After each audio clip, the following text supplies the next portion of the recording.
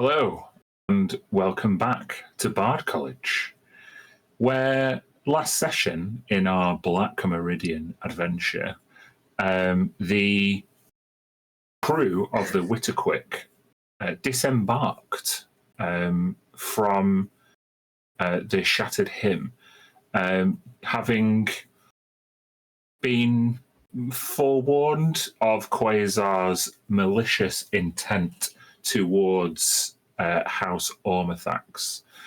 On the way to disembarking, they did a bit of shopping, but also did a bit of investigations in which Zam in particular came across Thalin, a scribe technician in the archives of the Shattered Hymn, who had been snooping around in Dornavar's study in his unexpected and unexplained absence.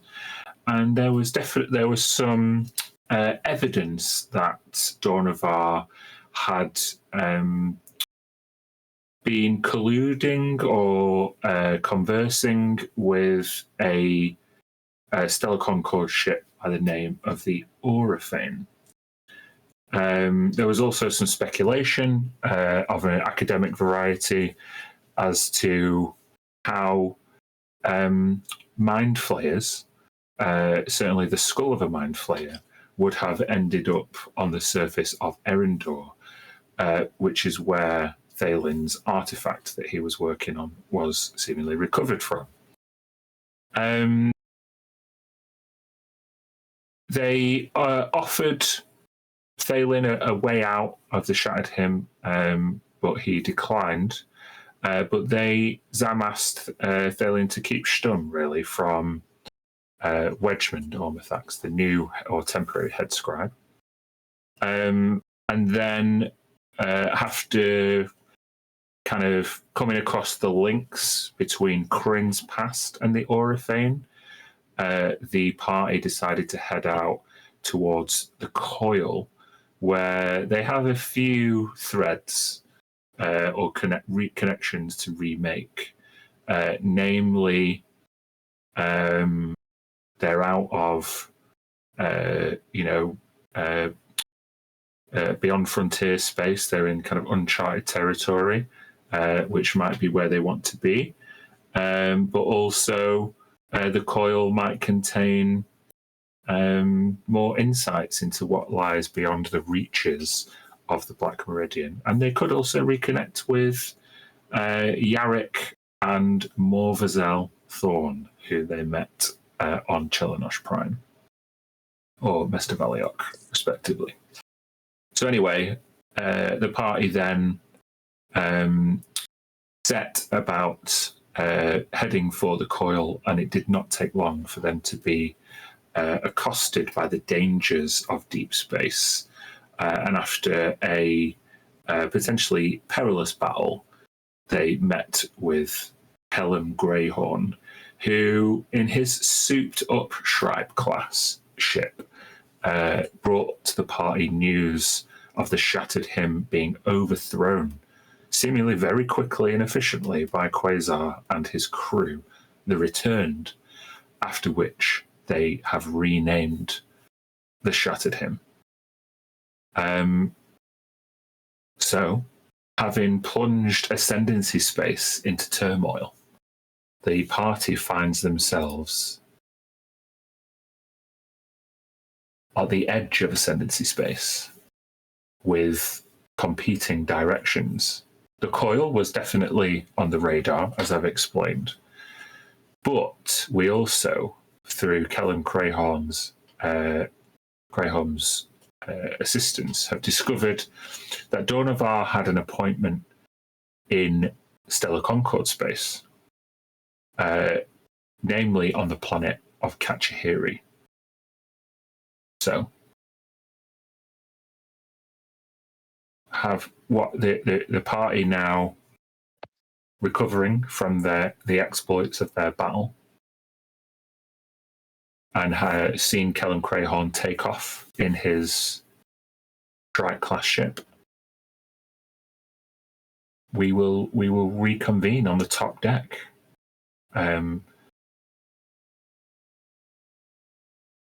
Where does this party choose to go now?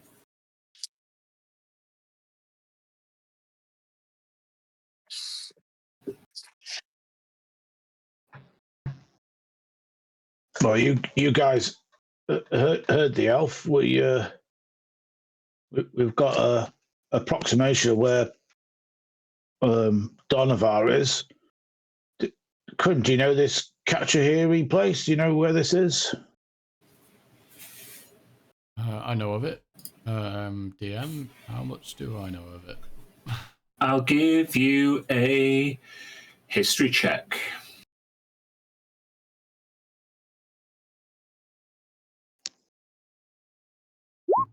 $19. Okay. With a 19, I would say that is a pretty good roll, especially for you. So I'm going to just go into my notes and I'm going to pull out some treasure.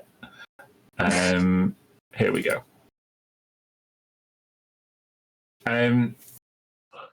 As you may have surmised,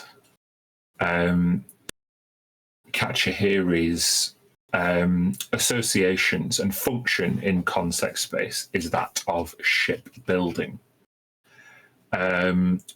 When the Unity Charter was signed, Kryn, it is quite likely that in your very early days as a lower level Consec agent, you may have been deployed running security in terms of imports and exports of precious minerals and resources from Cachahiri.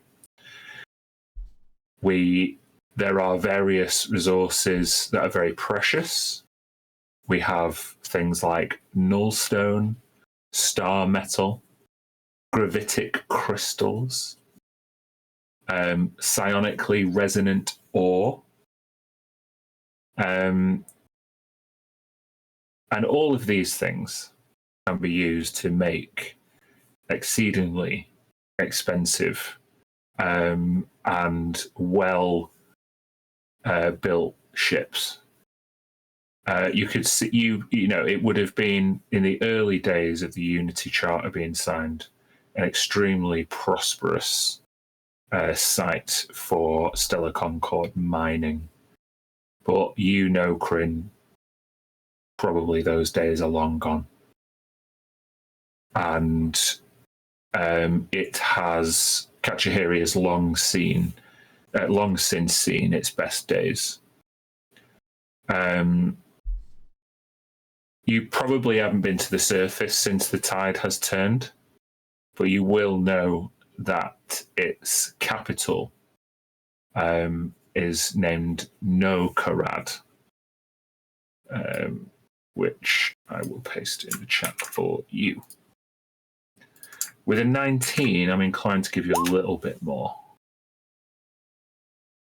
which would probably be the name of a contact there. Kryn, or John even, I'm going to give you the description of a person, and I want you to tell me how Kryn has come across them in the past. Okay. I'm going to say, hold on.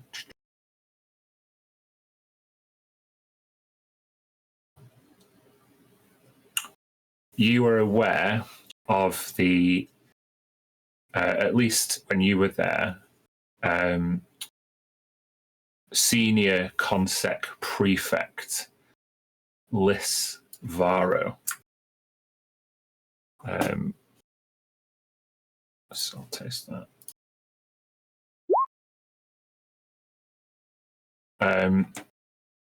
Liz Varro is an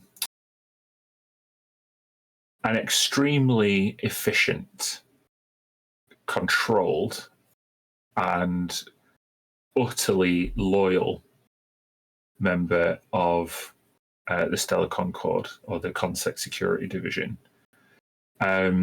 whose specialty is in surveillance.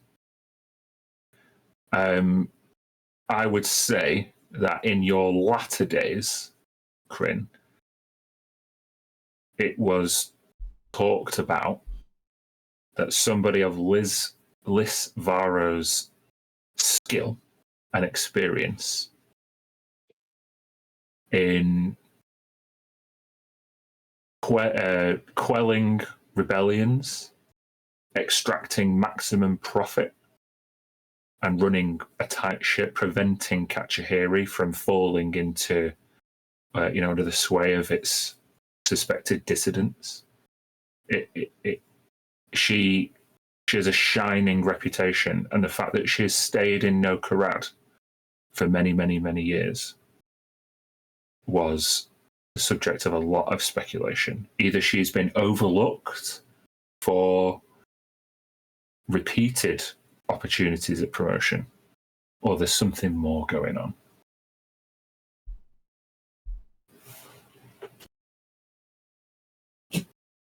Liz Varro, by the way, is just she's a half-elven female.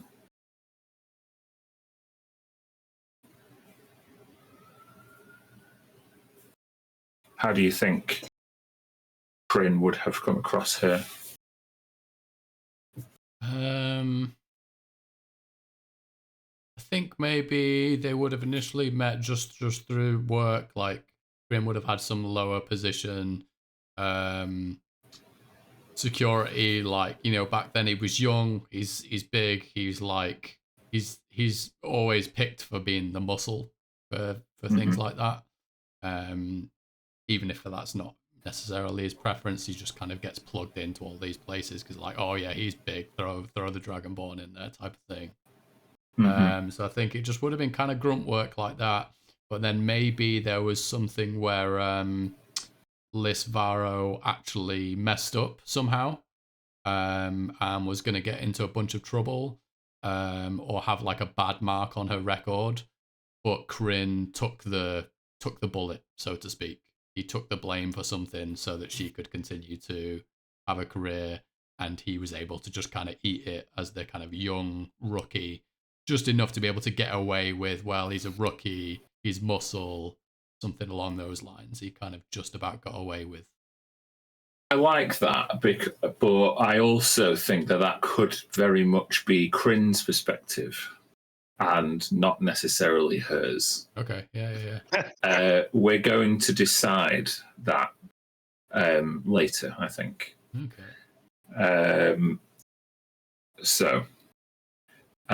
Yeah, that is what you know about Cachahiri, No Karad, and Liz Varro. Okay, yeah. Yeah, Kryn would basically share all of that information. Really keep any of that to himself, I don't think.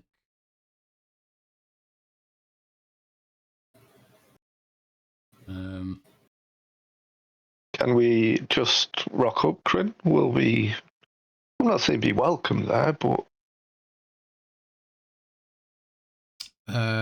if we go there starting asking questions about a ship from the Astral Ascendancy, meeting another ship,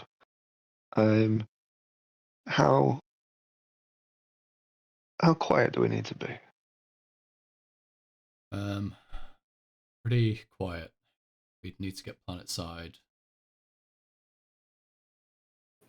without even touching that real objective. DM, do I, as Kryn, think it would be conceivable to maybe I'm wanting to sort of lean into my special feature. It's an old code, but it checks out. But it checks out, yeah. So I'd like to kind of fake some legitimacy. I'm thinking something along the lines of I could pretend to be some kind of low-level consec officer that's found a suspected junker ship, and we just want to bring them in to check over surveillance or just like a checkpoint, just something kind of fairly low key? It is a reasonable strategy in terms of a bit of deception, having a story. Mm-hmm. But you will know that if Lisvaro is around, that you're going to need a little bit more than a story, that you're going to need some documentation and some paperwork.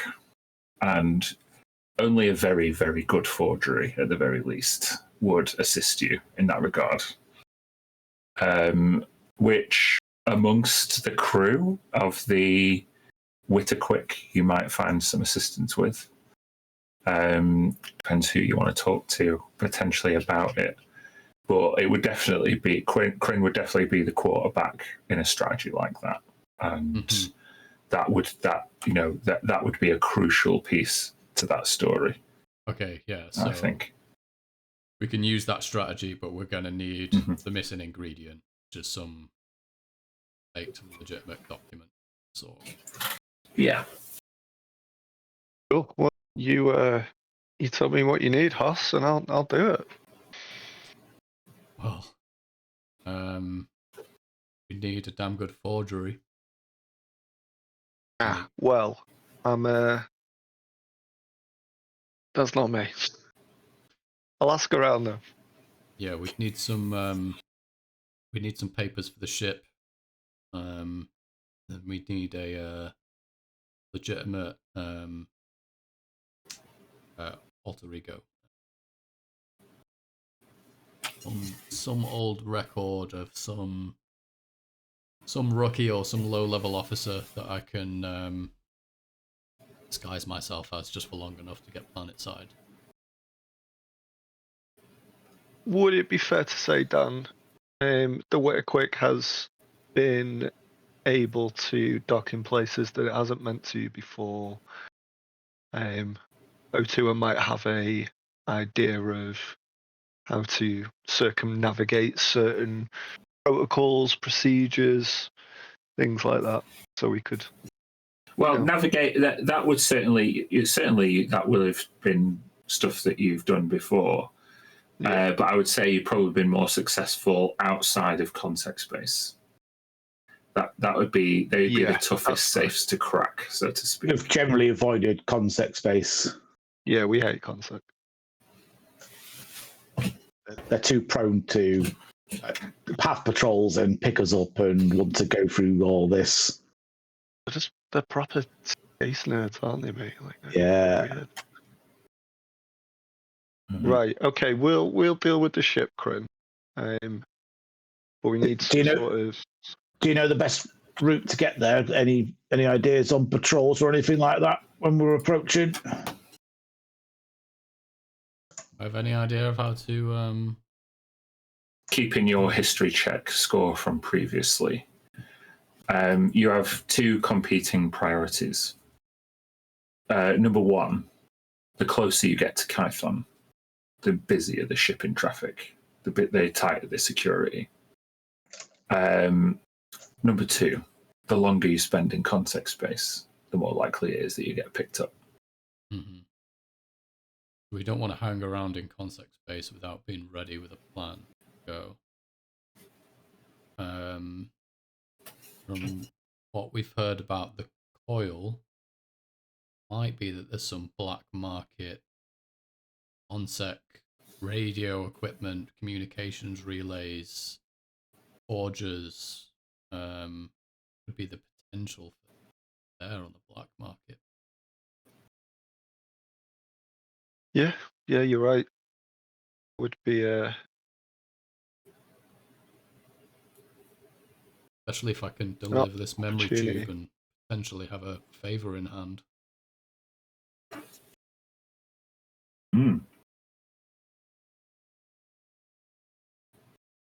So we head to the coil to gear up for a mission to enter contact space.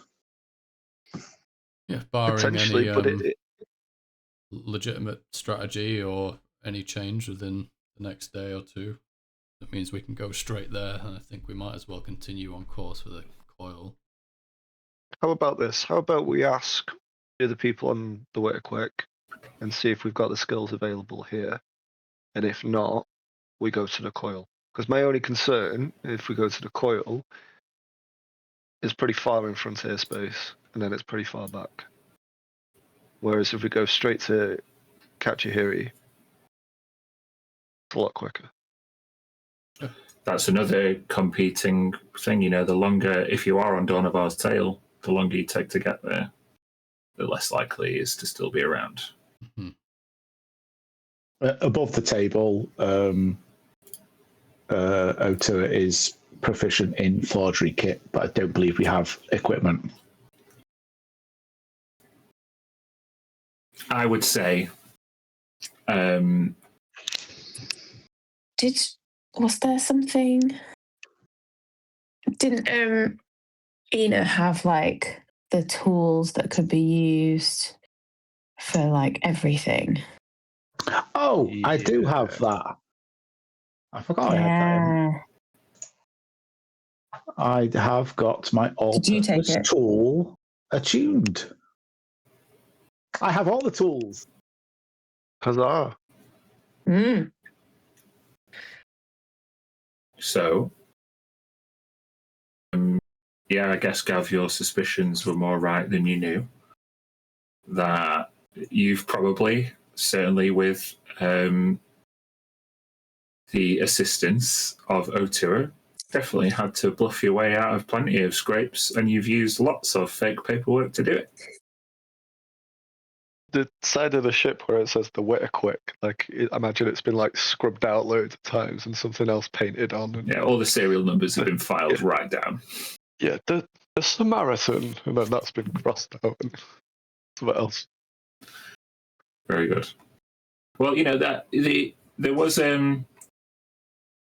there's a lot to say of you know, creating some forged papers, and you can absolutely proceed that way. I'm not saying the coil was a bad shot either, because you know, there's, you know, if you need to be transporting something, or you need assistance or an ally or more information, the coil would be a good place to get it as well.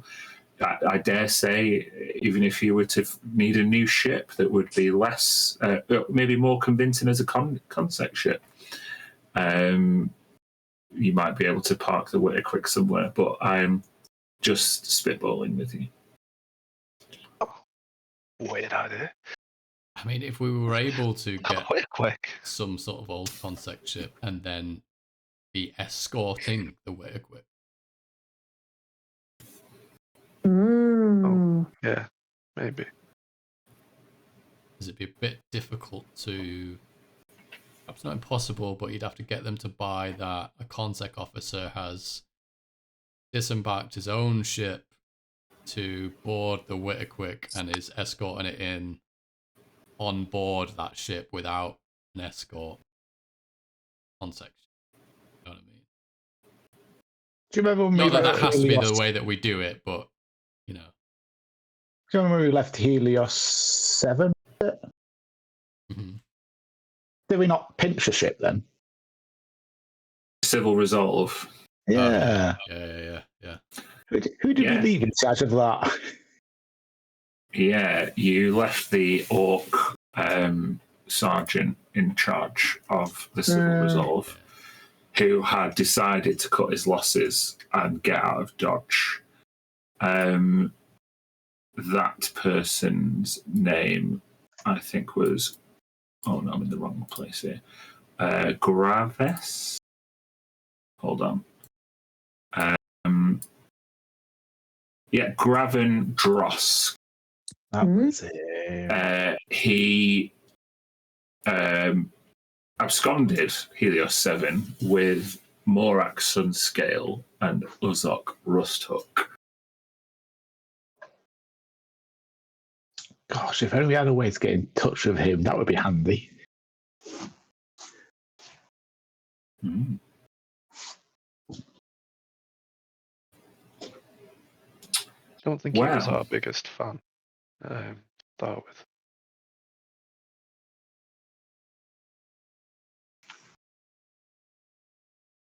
I'm over the table. I'm happy either plan straight to Kachihiri or the coil?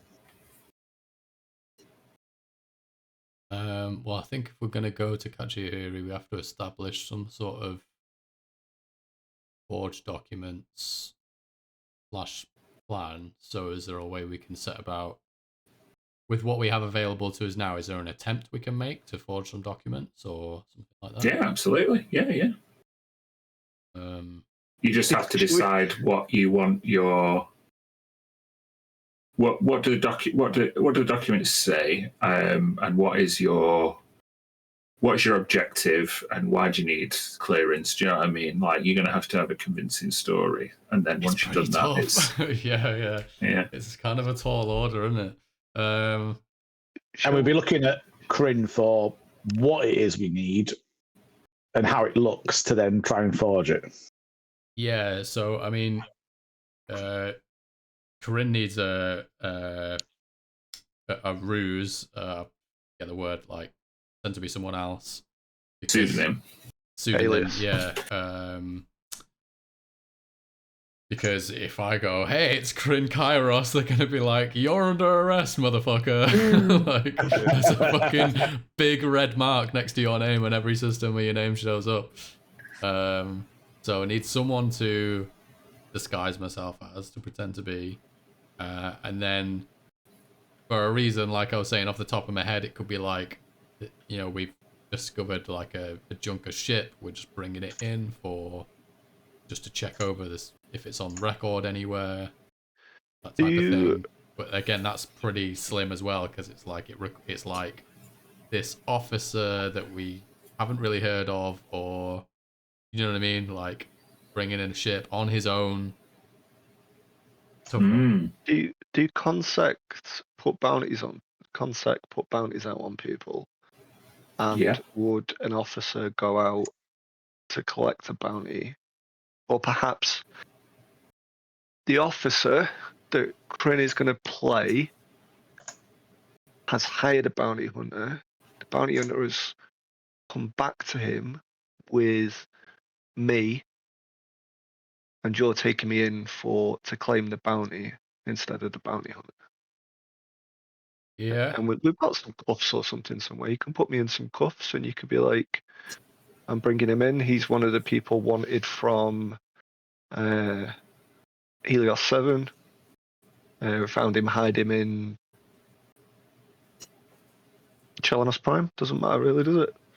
We're bringing him in for the bounty.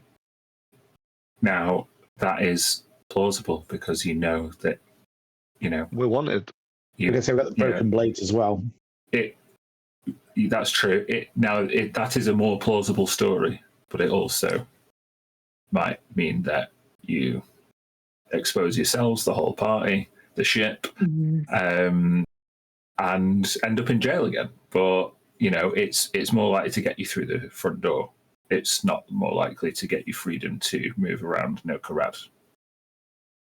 Do you know what I mean? We would need to rely on a bit of luck and just hoping that if we call the Witterquick something else, and just say like, oh, it's a junker ship, that we can get there and do what we need to do before we get found out that it is in fact the Witterquick and it is Otua and Zam and so on.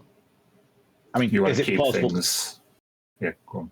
Is it plausible to say that we had to commandeer the vessel we found them on because they destroyed our ship? Go with that sort of story. Change the name of it, maybe the look of it.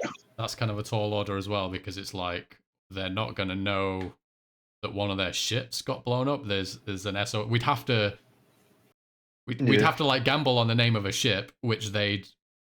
If it doesn't show up on their records, they're going to be like, what they're talking about. And if it does show up on their records, they're going to know where. It's going to be like, no, that's in Dock 9 or whatever. Like.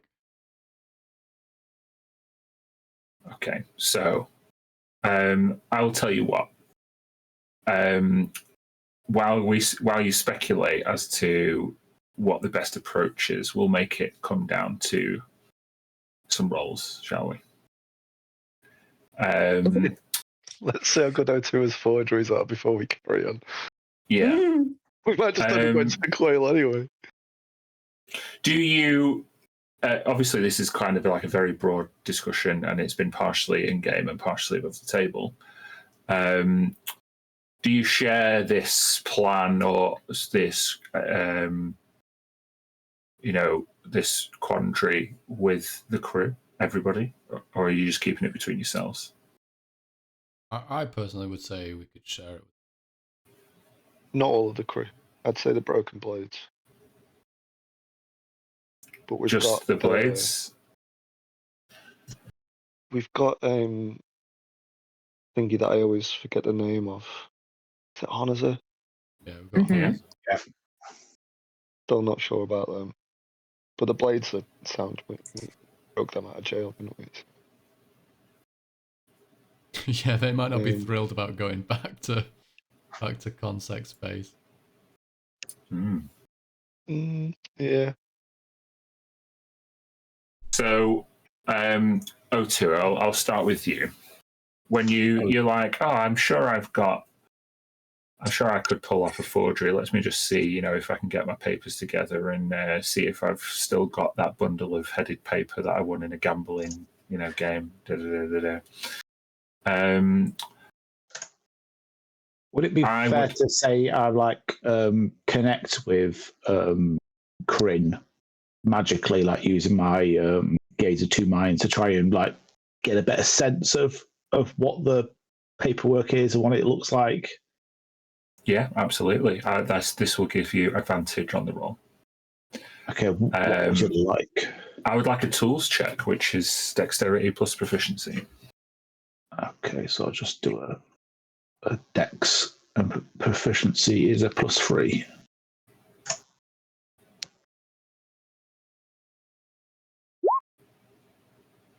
Oh. Okay. So, 11. With an 11, you are able to produce a fairly bog standard.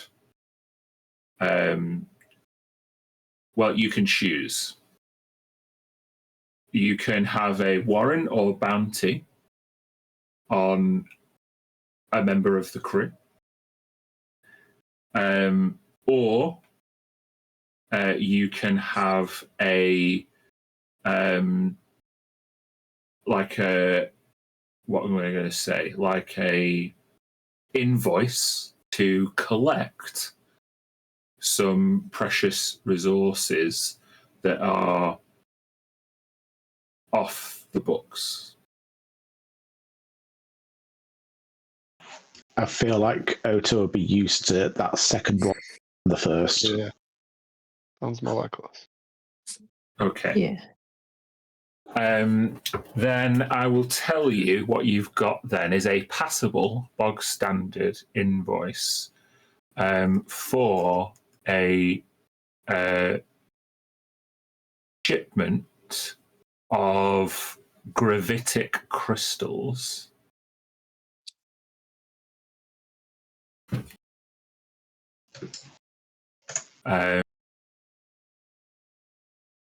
And these are used when spelljamming ships are not powered by sail power, but by engines. Like the Shattered Hymn was powered by gravitic crystals. In fact, Kellum Crayholm's souped-up Shrike-class ship was powered by gravitic crystals. They are hard to get, but Kachihiri is where you would get them from. And so I think the reason why this potential strategy has a chance to work, even if the paperwork isn't flush, is that this is what Kachihiri is known for, and it would trade in millions of tons of gravitic crystals every month. So it's not going to arouse too much suspicion.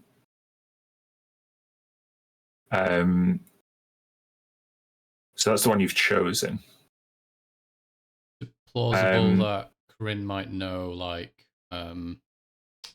you say, if there's sometimes like a little bit of like ONSEC officers bringing in a shipment of gravitic crystals, like kind of off the books? Like, is there a bit of slang? Is there a bit of like in between the lines kind of lingo that people might use to be like, oh yeah, this is one that you just kind of wave in and shut up about type of thing? You know,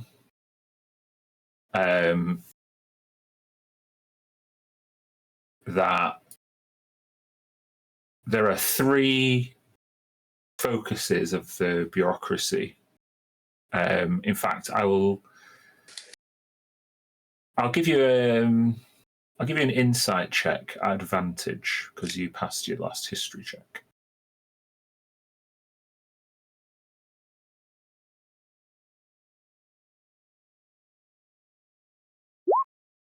Uh, 18. Okay. The chat on Kachihiri and the reason that Consec is there are these 3 reasons. Kachihiri has a quota to fulfill its obligations under the Unity Charter. Quota compliance. Export stabilization. You have a market to control, and thus exporting a steady stream of gravitic crystals helps you control the prices. And finally, public order.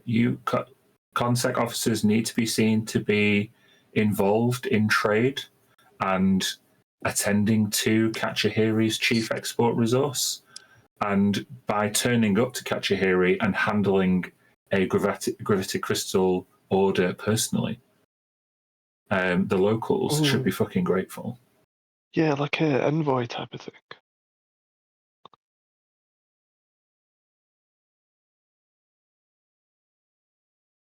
Okay, so there are many about different angles which you can approach your shtick with this. Yeah, what about maybe... I'm thinking maybe Consec ship goes out to go and haul some gravitic crystals and stuff. On the way, we find like a junker ship, and the Consec officers kind of bully their way on and commandeer it and bring it in, which officially is something that you can't have on the books. You can't be just hijacking ships and taking their gravitic crystals. But off the books, it kind of fits in with the whole MO of controlling the market and not letting we others get bought involved. this extra ship, fill it up because we're Consec and we're doing you a favor. Yeah. Like, yeah, we bullied it. We bullied some junkers into like hauling a bunch of gravitic crystals for us. Sounds good to me. Okay, so Otua, you spend time in your office doing this with the 11 that you with the 11 10 that you rolled. 11 proficiencies free at this level. Oh yeah, cool. You maybe it's because you use the gaze of 2 minds and you're not entirely aware of your surroundings while you're kind of trying accessing Crin's memory. I want you to just make a perception check at disadvantage.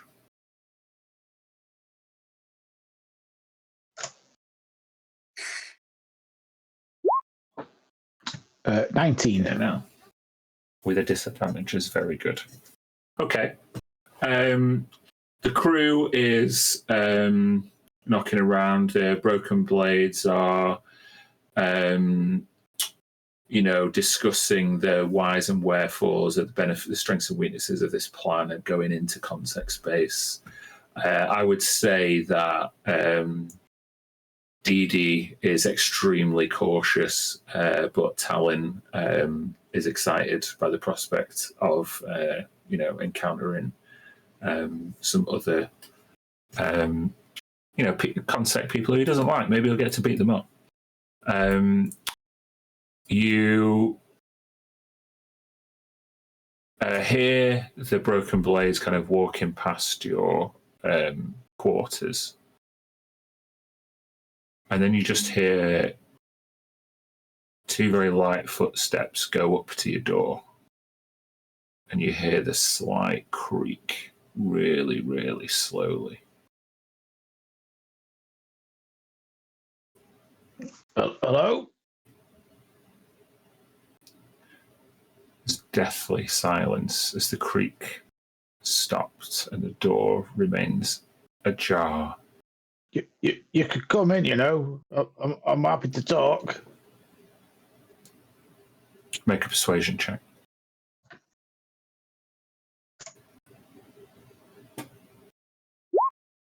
Natural 20. They fly in. So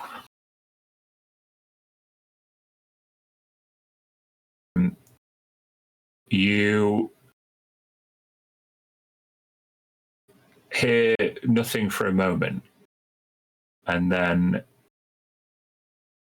hold on.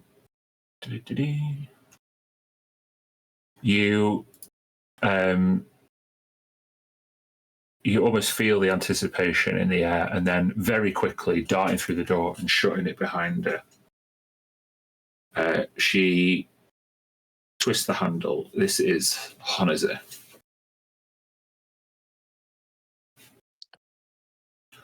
You hear the bolt of the door go behind her.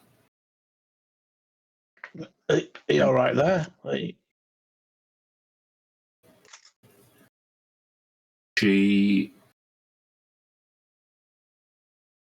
takes a step forward and she's looking extremely intensely at you.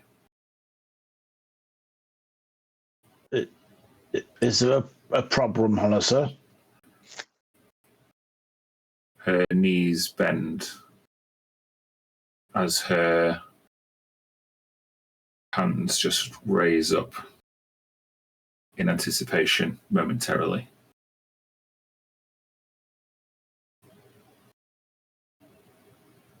Can I insight on what her intentions appear to be? You don't need to. She looks like she's going to go for you.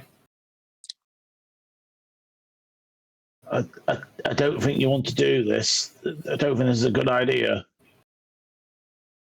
Roll initiative. Oh my god. Yeah. Just me and you. Natural 20. Cool, you go first. What do you want to do? There's not a whole lot I can do unless I've had any sort of rest since we've had the fight. Mm-hmm. You haven't. I haven't. No. Oh, in fact, I'd give you a short rest. I would. Yay! That is a short rest. That's what the warlock wants to hear.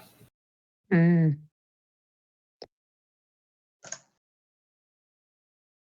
Yay. Right. I don't particularly want to hurt this person.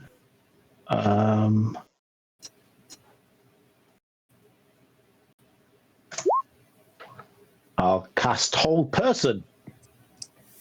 Cool. Nice. Let me make that save if I can.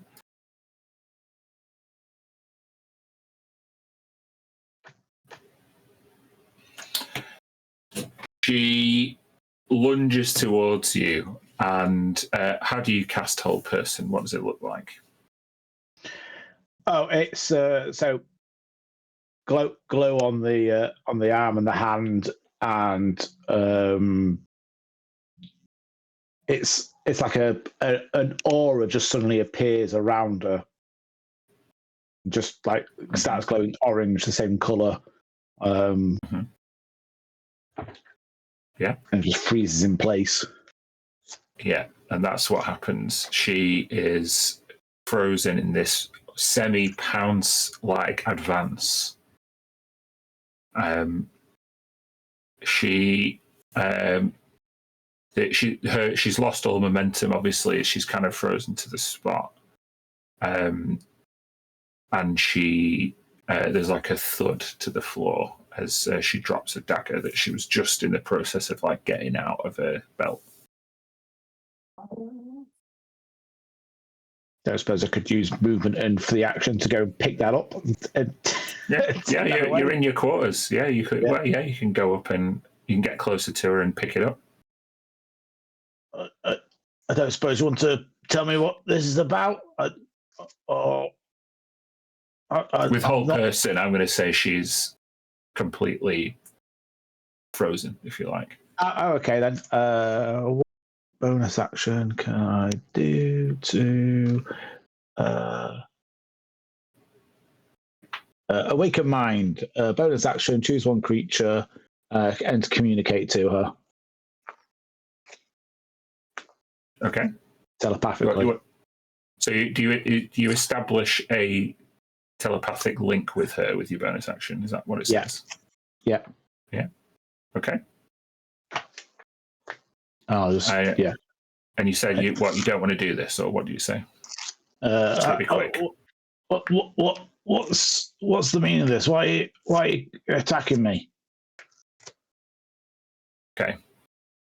With whole person, do I repeat the saving throw at the start or the end of my next turn? End. Okay.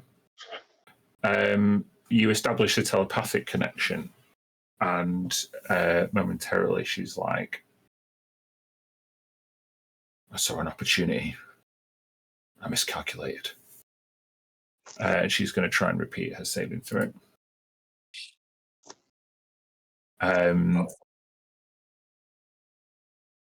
The orange glow just flickers a little bit, and it then fades. You've got a moment to act. What do you do? I'm just gonna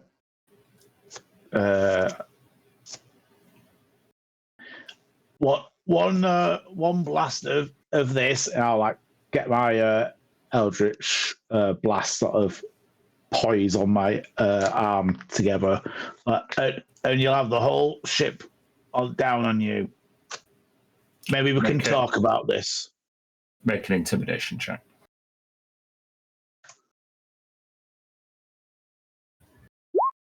That's an 18. Going to do a competing roll.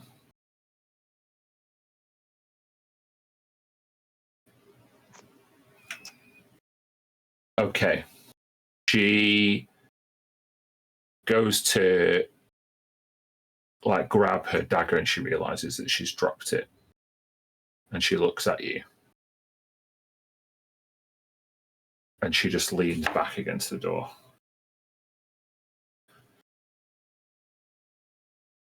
We'll go out of combat now. Yeah. You got the drop on me. I was too hasty. What are you going to do with me now? Well, I want to know what's going on. What opportunity do you think there was?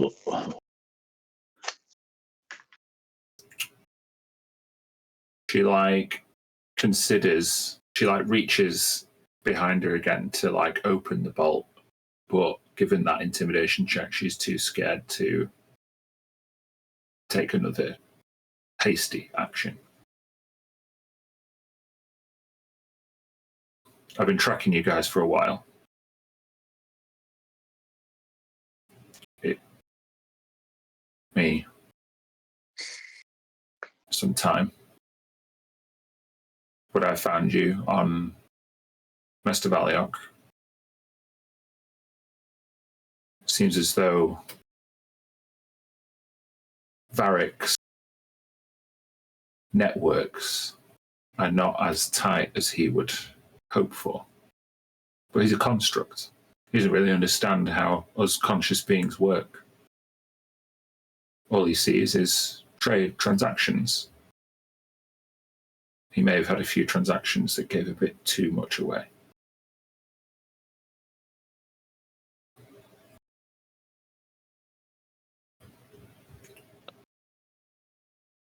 She steps forward.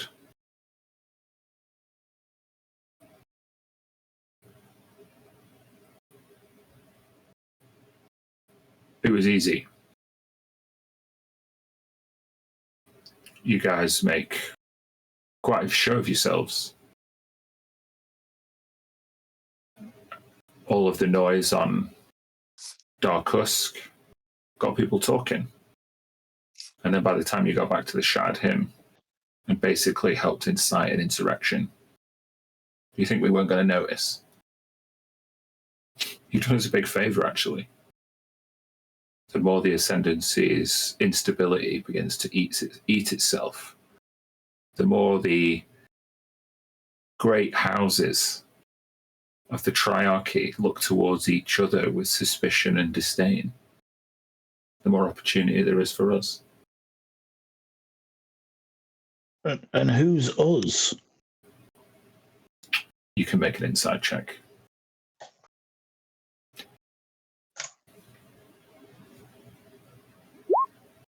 $17. This is a Consec agent. Trust my gut.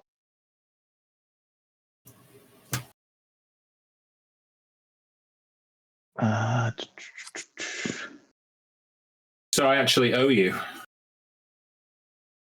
I just wasn't going to let you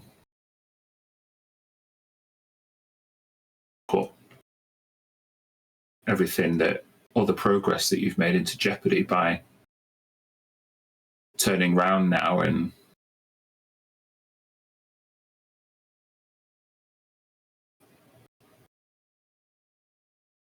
up with Dornavar and making him a scapegoat for everything that's happened. We don't want people to blame Dornavar and hang him out to dry in the Ascendancy.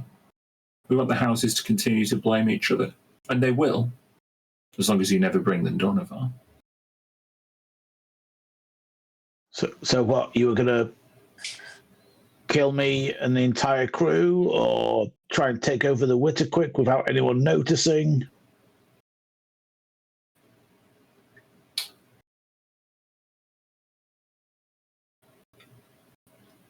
With that insight check, you know you're getting only half a story.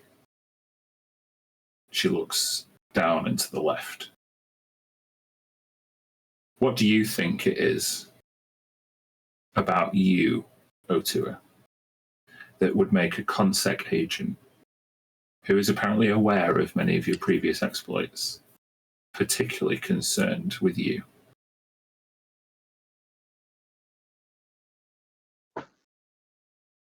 There's nothing special about me. I get told I'm lucky from time to time, but I'm not particularly special. She rolls her eyes and says, it's not you. It's what's inside you, in that arm, that makes you a threat.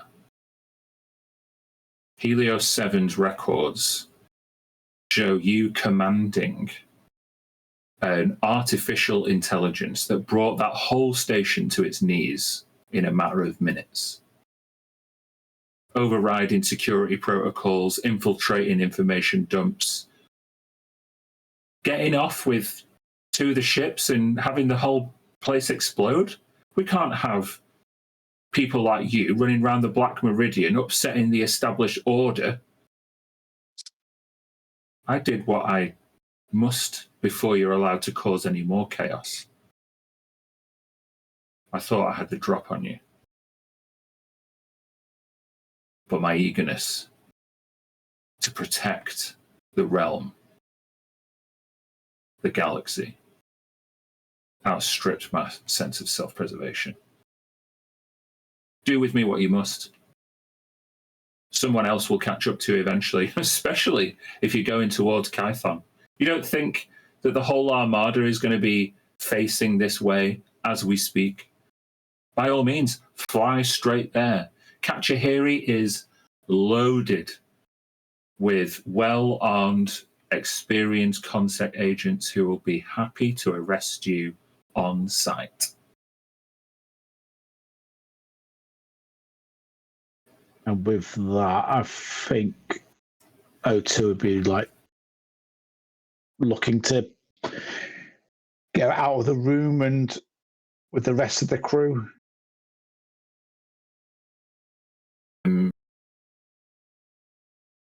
Yeah. Do you restrain her?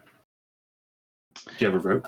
I'd be looking. I wouldn't have any sort of restraints, but I know like Crin's usually got restraints of some sort. So it'd be with the gaze of two minds, it would be quite easy for you to communicate with him. I'm sure you would already kind of. Yeah. So it'd be like heading towards Crin to find him, and Crin would be the person I'd be looking for anyway. But if that's anyone would do, because you're all bruisers, so. Would I be maybe picking up on any of the gaze of two minds being cut short, or the half? I would say, Crin, I think you'd definitely be aware that there was a problem as the gaze of two minds kind of gets cut short because of the telepathic connection made between Honizer and Otua. Zam, you would be nearby because, like you say, your instincts about Honizer were perhaps... I'm going to get you, I think, to make an insight check. 15. Pretty good. Sidrul, where Zam is skeptical and suspicious, I think Sidrul is probably downright more paranoid, given that she's a mind flayer hunter. Yes. And anyone could be infected. So I'm going to give you, you can choose perception or insight, and I'm going to give you advantage. Okay. I'm going to go perception. Advantage. 18. Okay. So, Zam, you like hear that it's gone suspiciously quiet, and you start heading towards Otua's quarters. And as you go down the stairs, you see Sidrul is already there.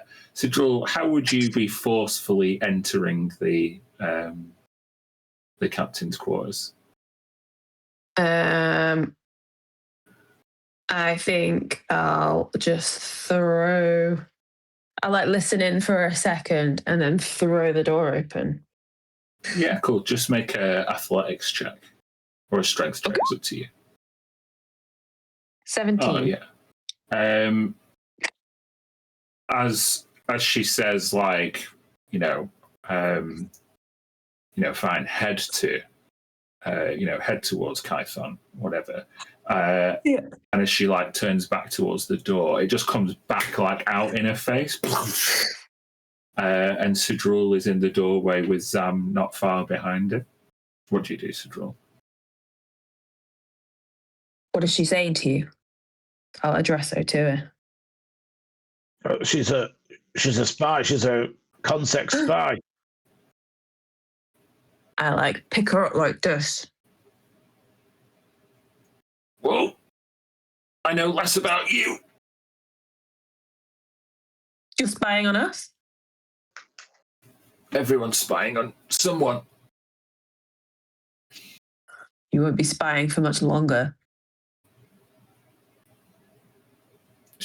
She's now like struggling under your strength. I'll like relax it so she can talk, but I still want to hold her like by the chin. Mm-hmm. You didn't escape from Helios 7. I don't know who you are. This has nothing to do with you. I suggest you take the next ride out of here and distance yourself from this crew. They are trouble. That's funny. I wish I'd given you that same advice when you boarded this.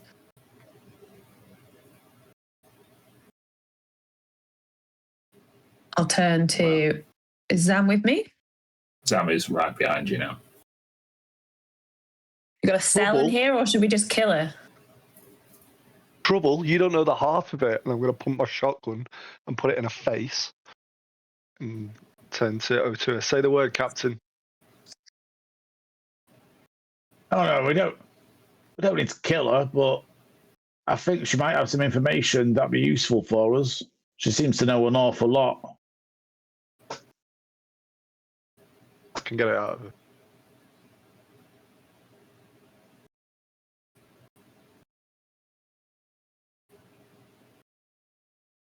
It won't do you any good, she says. What you do to me is inconsequential. Consec will find you, and they'll have you before the senior prefects, making you dig out. Smash her in the face with the butt of the shotgun. Sure, make a improvised weapons strike or unarmed strike.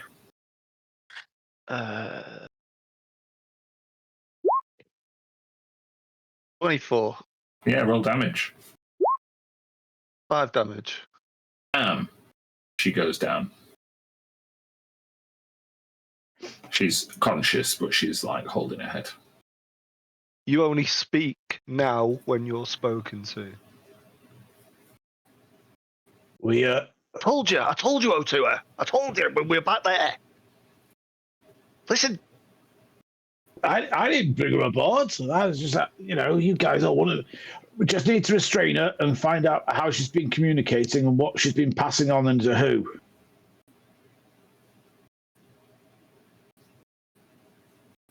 You think she's going to tell us? I don't think she'll tell us. I think we need to search what she's got and what she's been handling and see what we can find, at the very least. Please.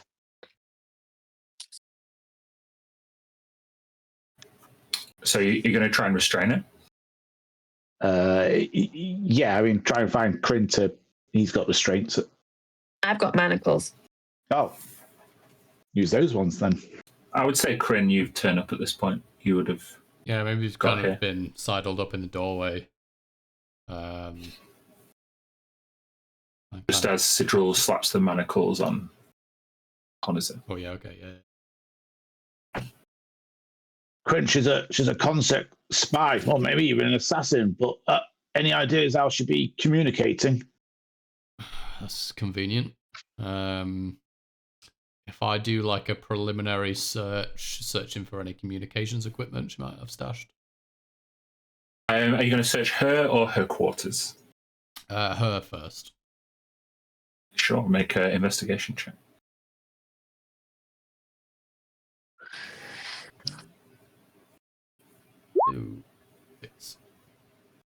She got nothing on her. She has one unusual looking tattoo. That's the only thing that is of any note. You make this. I'll point out the I'll tattoo. go to you. Go on, sorry. Yeah, just point it out to you guys. I mean, unless I recognize it from any affiliation. Mm. I'm not going to make you make a roll because it doesn't. It doesn't say anything in particular to you. Is there anyone who? There's not many skill monkeys in the party. I don't think anyone is proficient in. I'm going to say 3 things here, just to disguise what I'm asking about. Is anyone proficient in religion, nature, or arcana?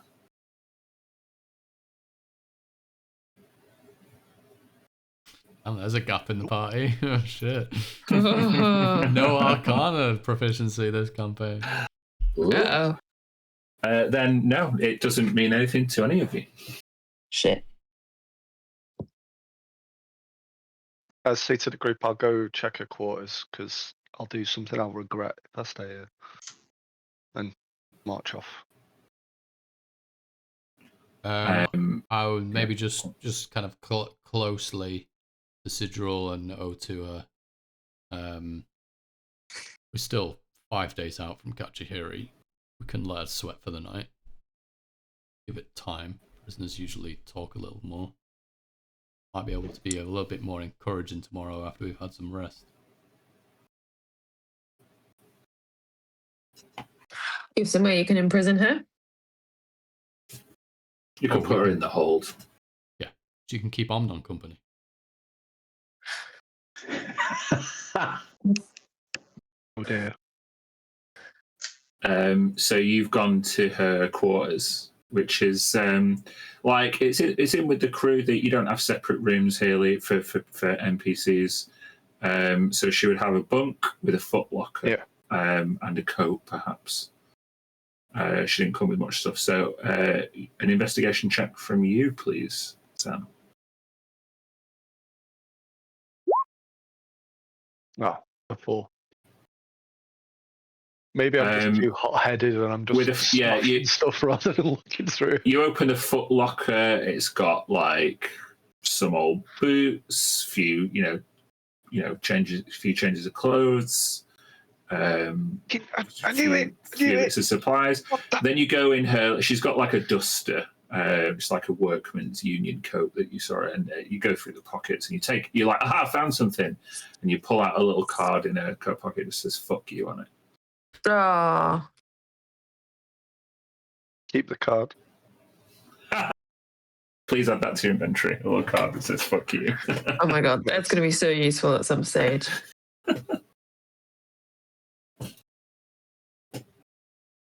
Fuck you card added to your inventory.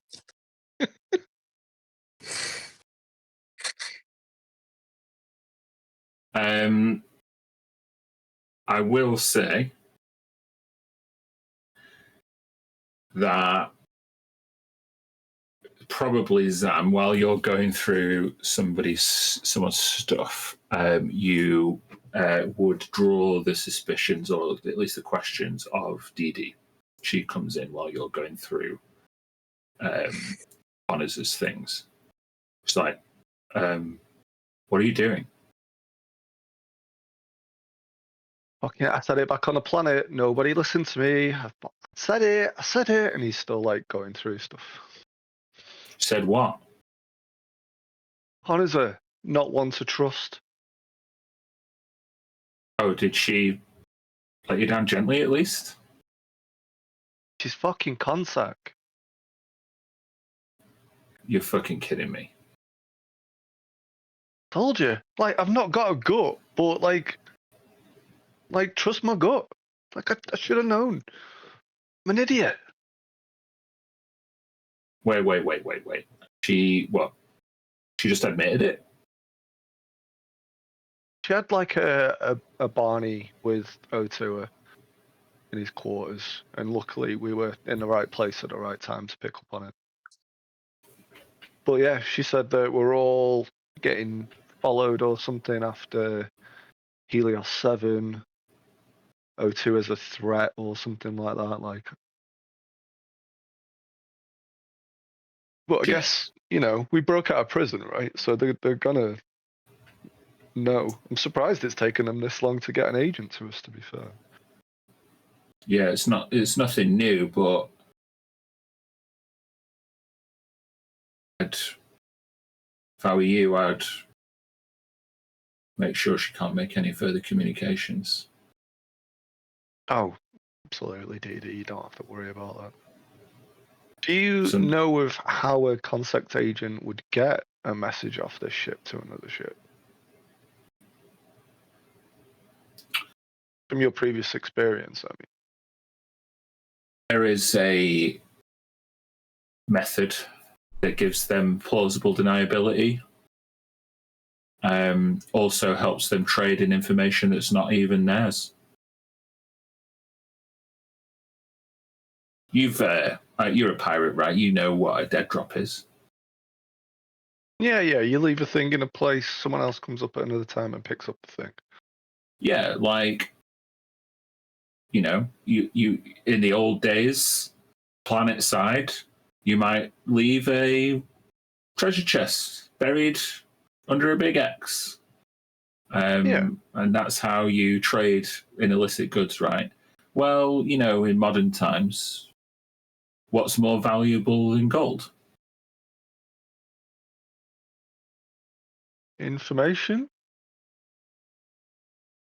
So how do we trade in information like a commodity? We can't trade in people.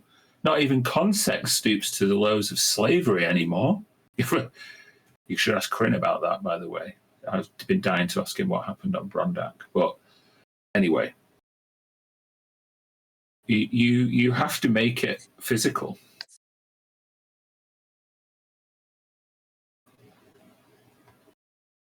So are you saying she's like taking notes or like a? Would they have data slates? Is that a thing? No, data. You can exchange in files and information that's like recorded manually by an orc or an elf or a human being. The only thing there is you have to decode the language. But in the Blades, at least, we find that actually encoding information that way, it leaves a paper trail. Even the most complex ciphers can be broken. Yeah, true. So what do you do instead? You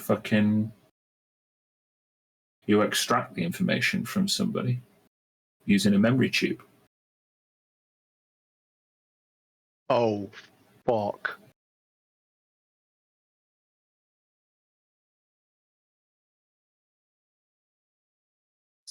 I mean, I don't know about this process, DD. Please enlighten me. You will know if she has made a dead drop and extracted her own memories. She'll have like a scar on the back of her neck. If she has one, there's no telling what gaps in her knowledge she might have scooped out, put in a little tube, and left for a Consec agent to find. And that makes her uncrackable, because she will no longer know what she doesn't know. She said to me, it doesn't matter, when we were downstairs. Didi, come with me, come on. I need to see if you can identify the scar. Come. And I'll lead her back. She stuffs the ration she was eating in her mouth and comes with you. What's been happening in the interim, guys, while you've had Honazir restrained in Sidrul's manacles?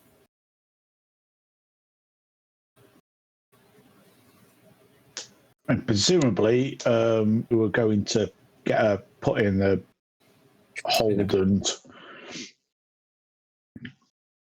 put away. Have you put her in there already?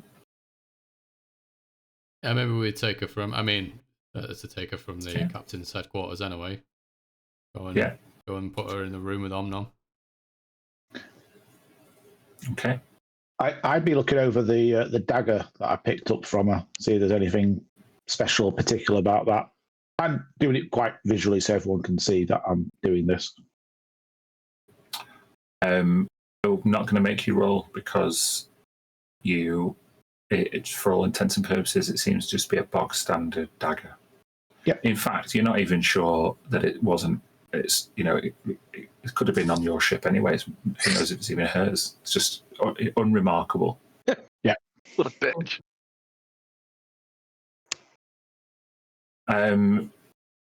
So, Sidrul, you're handling her and marching her towards the brig under the watch of Otira and Kryn. Uh-huh. She's conscious. Yeah, she's got a bit of a contusion on her head. But as she's walking, you can see, she keeps glancing over to Kryn.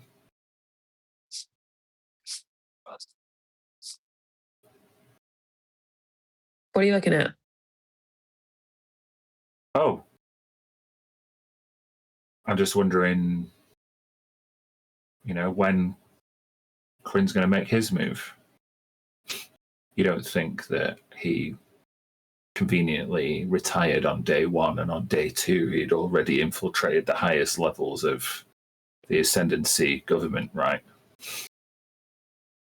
What are you talking about? Oh, you don't know? Quinn's contact just like me? He was. Yeah, sure. Hey, Corinne. Yeah.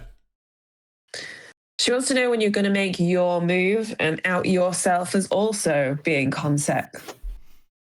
It's me. Happy? Oh, what a performance. Yeah, I mean, they really obviously have the best instructors at the cultural directorate, or where the Ponzi outfit Quinn was from. Yeah. I mean, you don't have You to got believe caught, me, though. Sigil. But you don't exactly have skin in the game.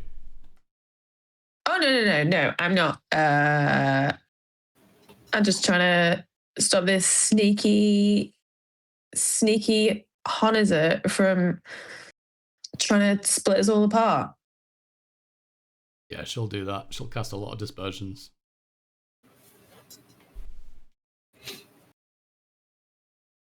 So tell us what you learned, Honizer. Tell us the teachings that you've undergone. Oh, what? You mean like stay away from fucking anarchistic space pirates who float from planet to planet, wreaking oblivion levels of disaster? That's what I've learned so far. I've learned that every planet or ship you guys dock at is pretty much done for.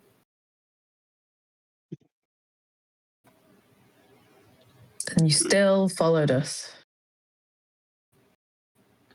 I guess that was my biggest mistake. Listen to me. Did you ever meet a Gake? A Gake? I don't know. Mind Flayer? Zillithid? I genuinely have no idea what you're talking about. Can I make an insight check? Yeah.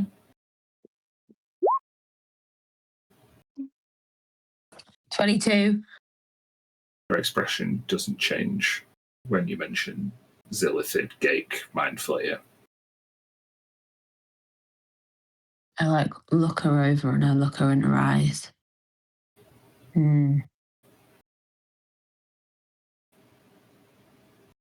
Keep walking. You get to the hold, push her up against the door.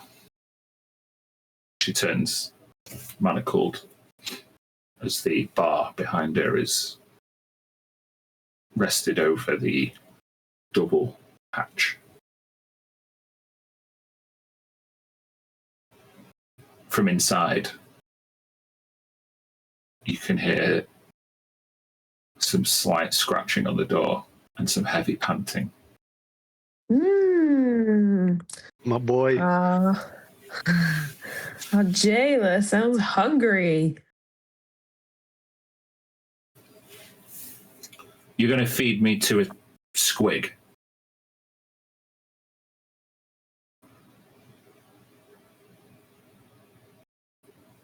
I'd rather you just throw me overboard, I'll be honest. What makes you think that you get a choice here? Well, just don't put me in there with that thing. I hate squigs. Okay. I hate traitors who spy on us. So it's tricky. Dee Dee and Zam come down the stairs at this moment. Wait! Don't put her in yet. We need to check something. Okay. Zam, what is your medicine score at the moment? Medicine is a +1. Okay. With advantage provided by DD's assistance and an extra +2, I will let you see if you can find what you're looking for. I just like chop her in the back of the knees so she goes down and then wrench her head over. I'm not polite about anything at all. 15 with a +2. With a 15, you manhandle Honazer, and as she cranes her neck forward, you hold her by the hair and expose a very small cross shape at the base of her skull. This is it, right, Dee? What is Looks it? like it. She has extracted her memories and left them somewhere in a memory tube. She has? Or something else has done it to her? No, she has. She's a spy. She's left them. I understand the illicit connection here, but no, she, even if we interrogate her, she will not be able to tell us the things because they are not her memories anymore. They've been removed from her. But where are the memories now then? She's left them I don't somewhere. remember. She's taken the memory of where she left them too? Make an No, insight check, go to her.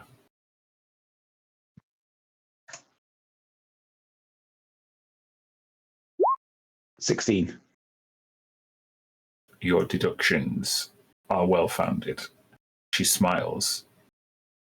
She says she's forgotten, but it's highly improbable that she dropped a memory tube and then extracted the memories of her using the memory tube and where she left it. And then extracted the memory of the memory of the Yeah. She'd be covered in scars on the back of her head. Like a nuts. So you cast detect thoughts. I cast detect thoughts. I'd say, where did you leave them? I'll give you the... Yeah, you have to probe. You probing more deeply to try and... Well, I hope it's surface level thoughts.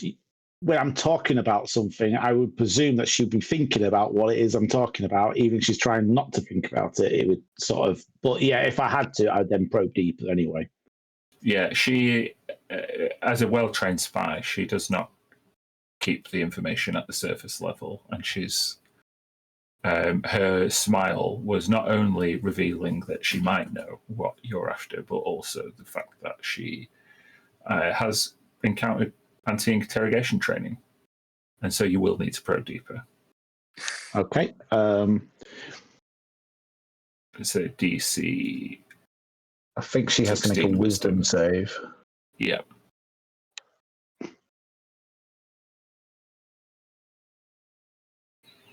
You attempt to probe her mind. What does that look like when Otua casts this spell? I'm gonna go quite aggressive with it, and you won't need to necessarily make contact with them, but I'm gonna put the robotic hand on top of her head and I get a grip to try and rattle her a bit with it while everything starts glowing orange and just I think her eyes would start glowing orange the same as mine would. Cool. Very cool.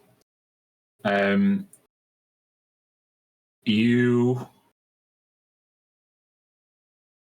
if you will allow me, in your mind, you are now attempting an infiltration in your mind, you, with both of your limbs intact, as if you were dreaming, you approach a door and you slink your back against it as two consec agents walk out, and you dive in through the doorway and combat roll behind a table. As you peer over the table, you see somebody at a desk by a reading light. She's just writing some information. Kind of looks like Honozer. Honozer finishes writing and puts the quill back in the ink pot before turning the light off. You hear her footsteps go past the table, and the door swings shut, and you hear a lock as you're left alone with the information that you seek. So you go over to the desk. You sit. Do you turn the light on? I was going to say no, but if I can't read it, then I'll have to, unless there's any other source of light. You pull the light on the desk lamp, on the piece of paper. It just says, "Fuck you." Oh, the fuck! Say the word out to her. The orange light in her eyes flickers as she smiles.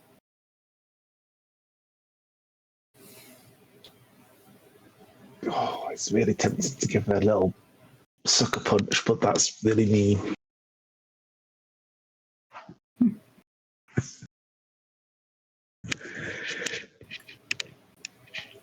I'm assuming once she's made the save, there's no getting further into that. So you might have to try another. You might have to try another incursion into her mind, perhaps when you have a bit more leverage.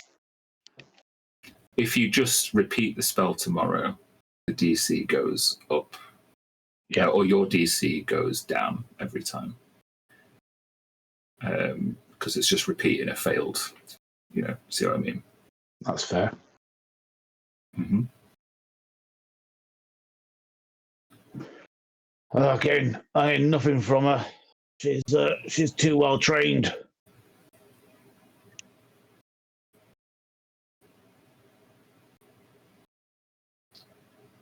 She's like, I can tell you exactly what's in the memory tube, because pretty sure my superior officers would have picked it up by now. Let's go meet them. Yeah, okay. Where are they? You'll find them straight on Kython.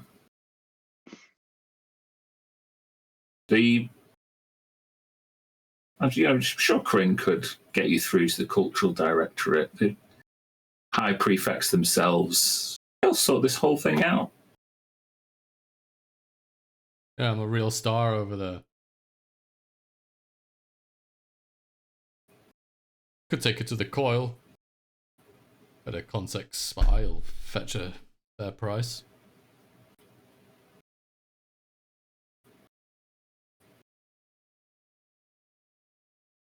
I'll quickly just like going to communicate with Corinne. Like, maybe we need to suggest we're going one way and in front of her and head somewhere else when we've left the room. This is just telepathically. Yeah. Could kill her, throw her overboard. It only makes a difference if she has a way to communicate with someone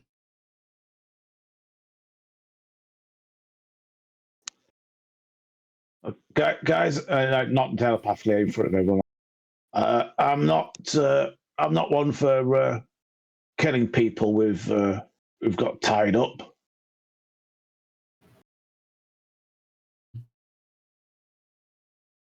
Oh, I am. Consec, absolutely.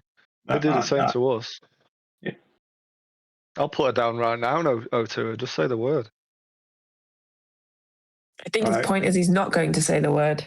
That's right, Cyril. I can't give that order. We're not judge, jury, and executioners here. We defend ourselves, and that's it. What do you think they'd do to us? Just because that's what they would do to us doesn't mean we can't be better than them. We don't want to be like Consec. No offense, Quinn. I'm taken. I'm a Consec. Grin, what do you think? Do we kill her? Yeah, maybe. We still have time. No, don't throw her overboard though. We can put her in with Omnom. He's always hungry. Yeah, squig food's expensive these days. Yeah, completely. Kryn looks over to like 6 sacks of grain that have been squig food just written on them, and they've gone to waste. It's fucking waste of money. So expensive.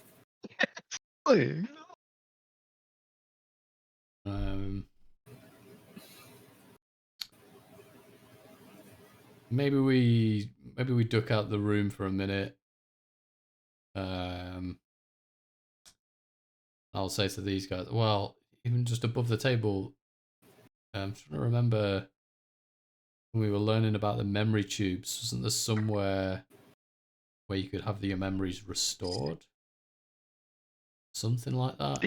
They can be all on extracted. Yeah, it was on Chelanos. They can be extracted, but you can also like implant other people's memories. So if she's had hers taken out and we could find the tube, we could put them into one of us and find out what she knew. But the main thing is making sure somebody else doesn't pick it up, because then they'll know everything we know.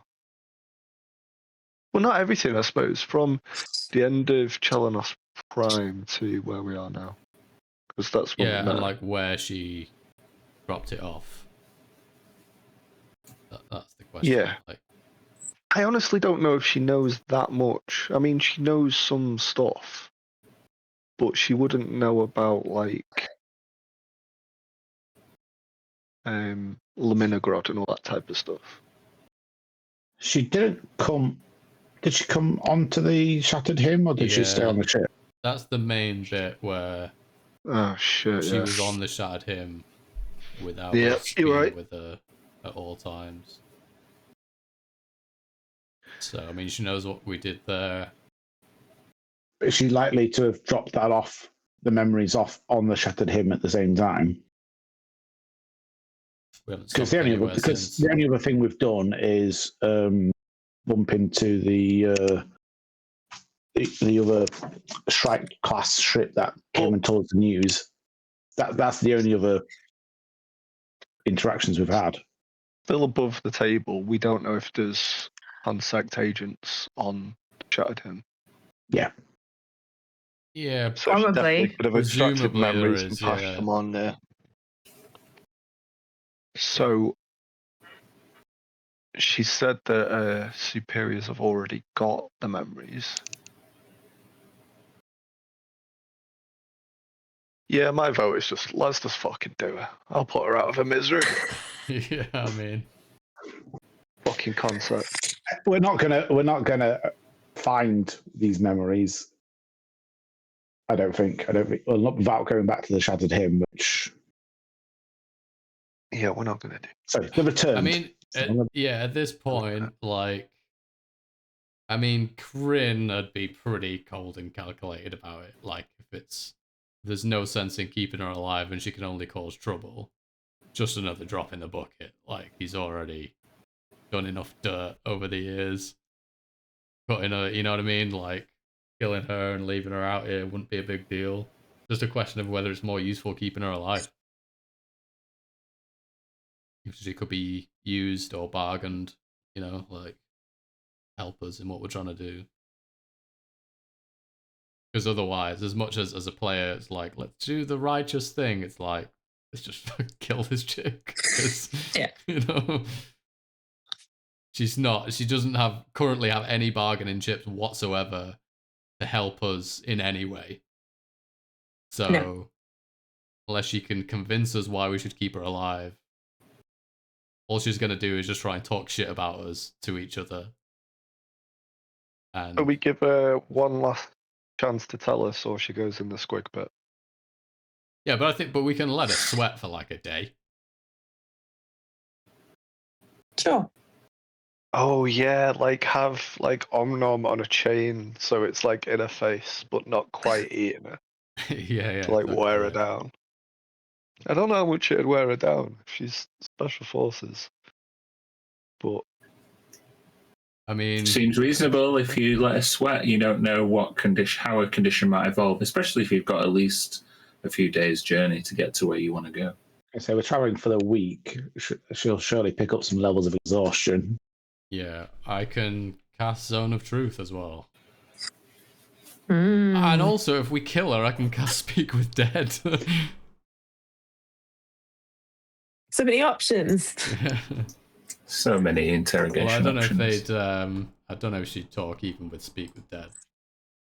Doesn't have to tell the She'd truth. still know her allegiances and stuff.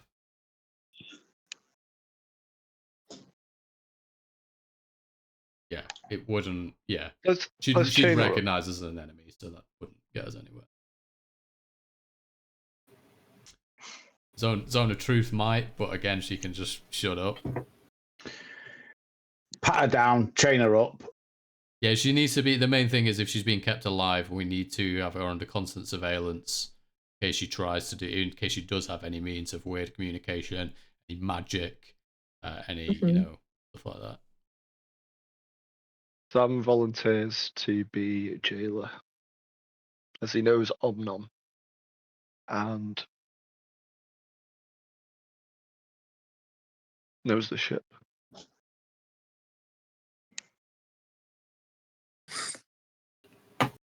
Okay. Mhm. So you're locking her up,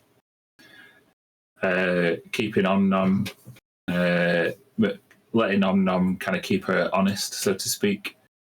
All right.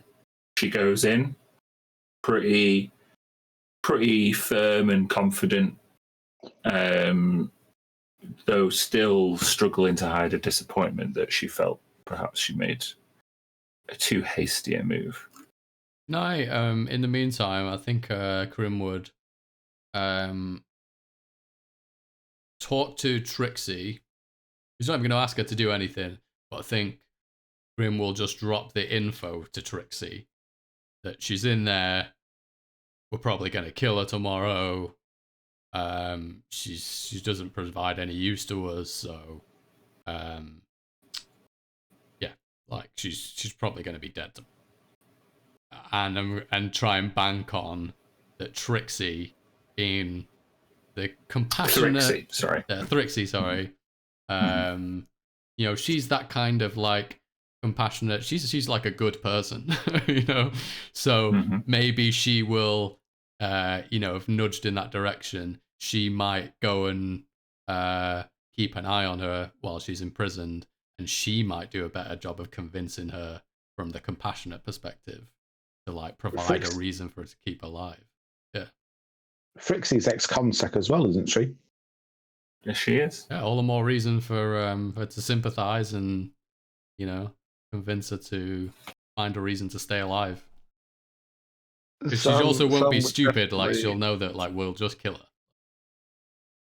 Sam would definitely supervise that, like as much as he trusts the Not like not to. I leave would her alone. be in the room, sat on a stool at all times.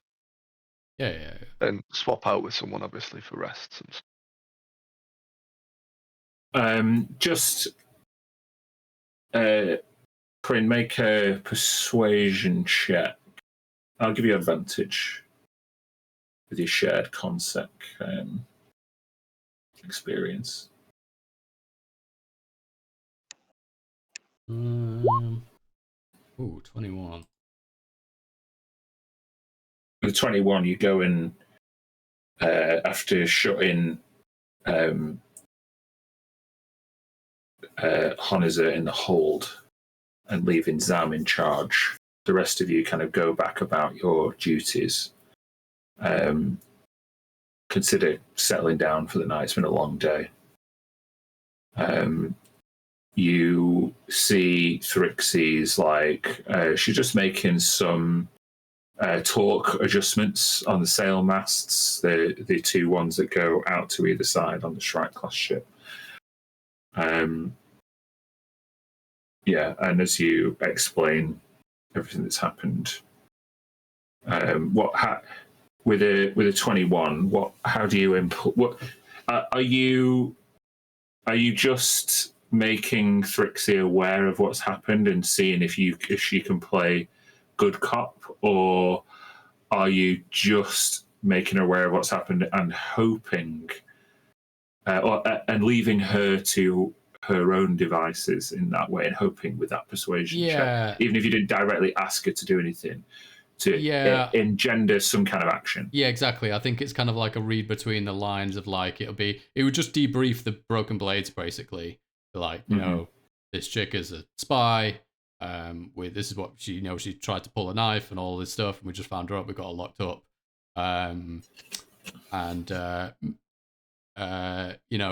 She's not going to provide a good reason to be kept here. Then that's it for her by tomorrow night. Maybe on the trail end of the conversation, if Thrixie's kind of like hanging on, like, then it's just like, hey, you know what it is, how it is.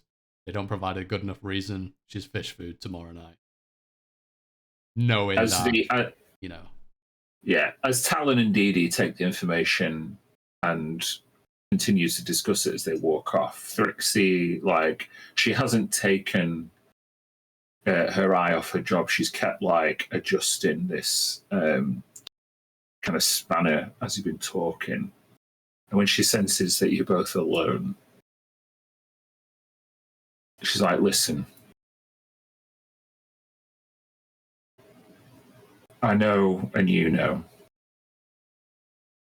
that Consec are pretty ruthless.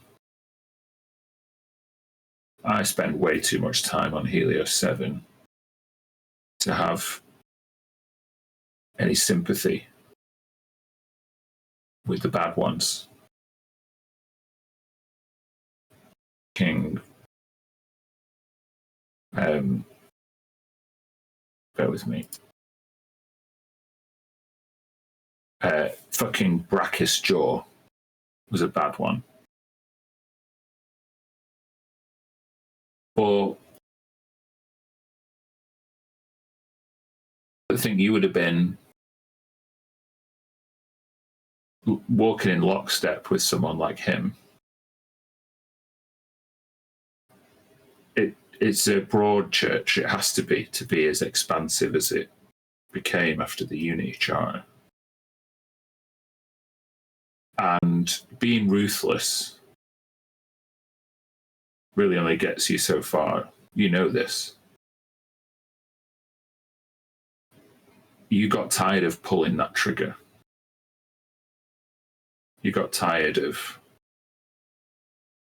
stepping on people's throats. You got tired of being the iron fist in the velvet glove. She continues winching.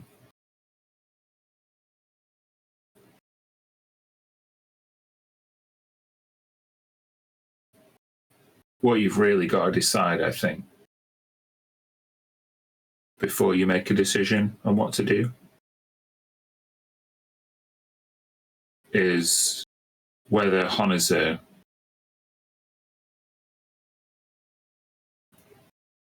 is really just talking a good game and doing as Consec have told her to do, or whether she really is a vile piece of shit.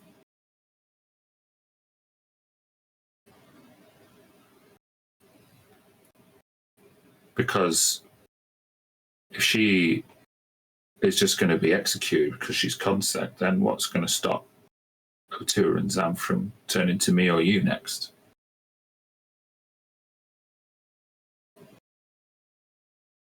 But as she like continues winching.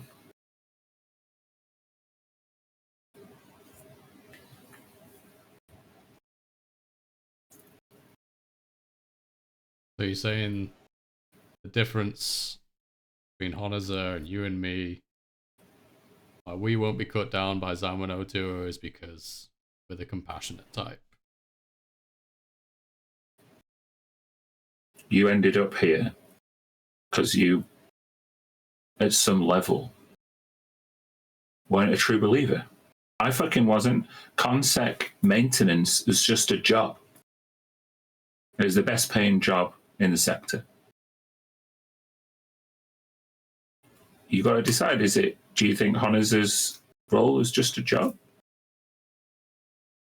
Sure, if you could maybe incentivize her or give her a reason to kick back. She could be an ally just like you are to them.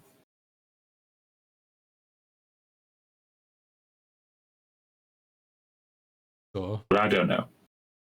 She also could be a total piece of shit. It's a lot of could be's. And maybe we can iron some of those out, but 4 days out from Kachihiri.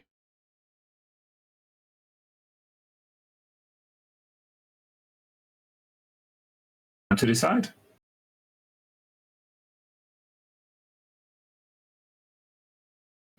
Grim will light up a cigar, just stargaze on the bow of the ship.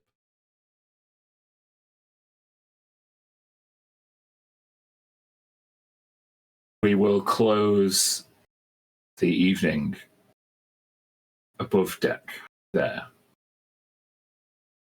There is one last check I'd like to make before I give you all a long rest. Zam, make an animal handling check. It would be me. Oh, it's only a 6.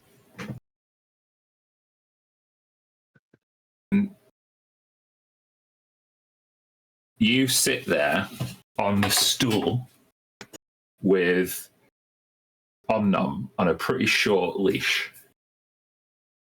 And you spend a fair bit of time putting the chain around the hook in the hold to make the length just long enough so that Otua could, that Omnom could just get right up to Honaza's face. And you've measured it out right. You've tried to keep a sense of like bravado and intimidation as you want to at least portray that you've done this 100 times before. And as you sit on the stool and you give your like best 1,000-yard stare towards Honaza. She looks at you and she looks down at Omnom. And Omnom is looking up at you, wagging his tail and panting. And just like wants to play with you.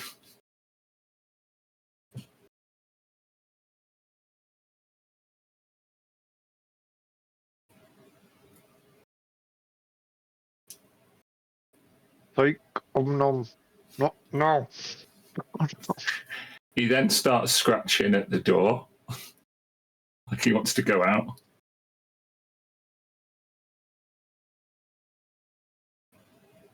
No. I hold my resolve and just continue to stare at it. He starts mewling a high-pitched squee in the irritating way that only squigs do. It's worse than a dog like wailing. It's high-pitched and squeaky. All right. Hannes is going through it too. That's fine. How long do you ignore Squig's request? The Squig's request. As long as it takes his burning anger towards the contact agent overrides. You tell me how long that is. The begging. 8 hours. 8 hours? Yeah. Okay. Take a level of exhaustion. Sure.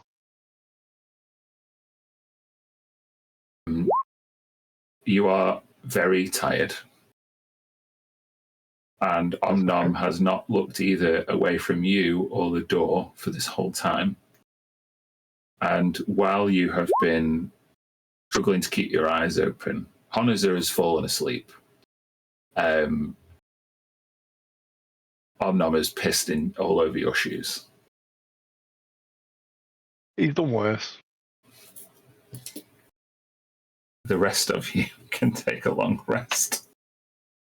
Sorry, Gav, that's what I'm rolling a 2. No, it's fine. It makes sense. So Zam puts a real fucking shift in watching over the prisoner and not even giving in to Omnom's antics. But yeah, you go the next morning.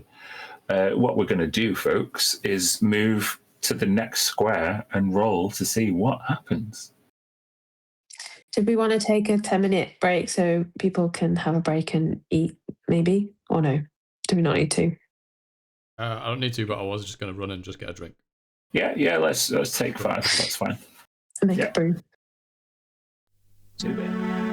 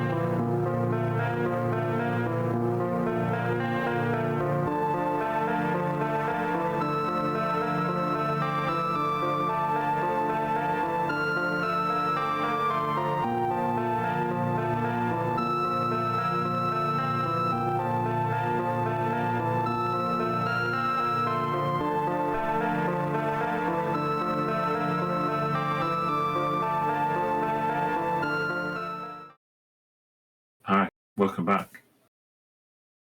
Cheers. This is the mug that John got me. Oh, yeah. Yeah, sweet. Nice. Tears of my players. So sweet. So, let's roll, shall we? Craig, as captain, did I make you roll last time? You usually do. Yeah. I'm definitely going to ask you which square you would like to progress the Witterquick onto today. You can go up, left, diagonally left, right, diagonally right, or back if you want to. Given all the warnings and suspicions that we're approaching a trap heading into Consec space, I think Oto would be taking that on board and heading towards the coil. Okay. So you can choose which square. You want to go directly right or nope. up? No, because that's got an ever so slight edge of scrapjack area. We're not going there. Okay. So diagonal up and right. Okay, let me just there, right? You're going to leave Ascendancy space and head out into undisputed territory. Or disputed territory, actually.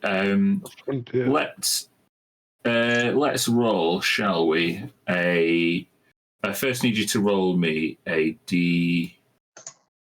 What is it? A D. A D12? Yeah, D12. 9. A 9. Oh, okay. I then would like you to roll me a D100. 58. I think we rolled a 50s number last time. Roll again. 31. Oh, ill.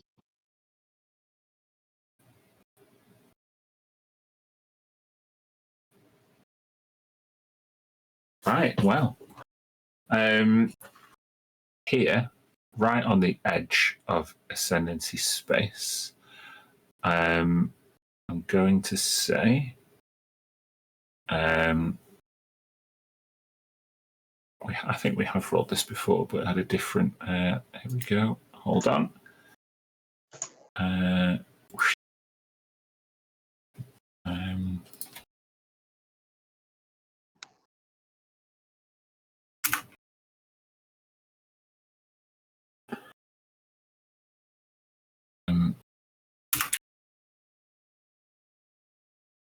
There we go. Right, now I need you to roll me a D100 again.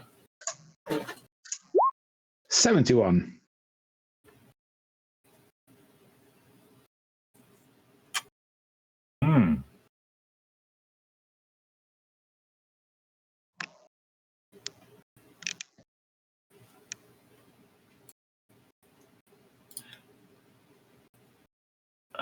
Let me just change color. Are you going to let me do this? Customization. Done.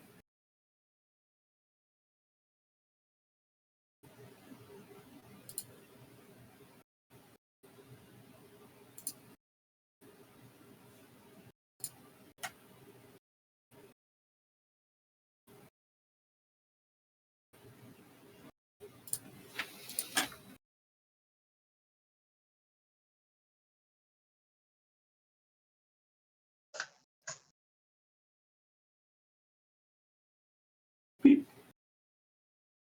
Can you see that pin?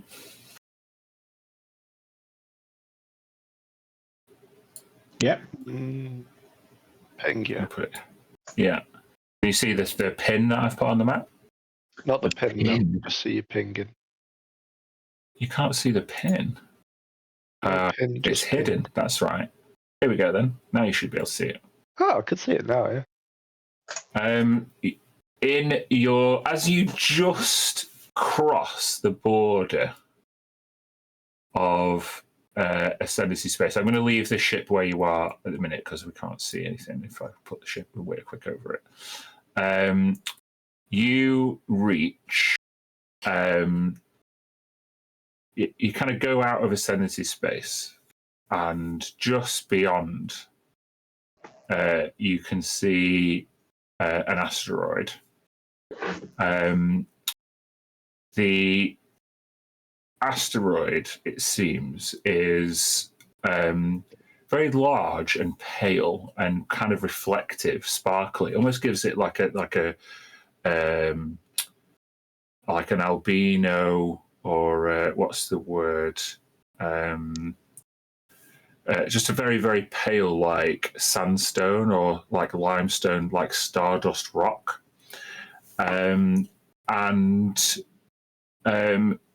There is a really old bit of elven architecture that seems to have been displaced from whatever structure it was once connected to, as it was maybe constructed from this stone.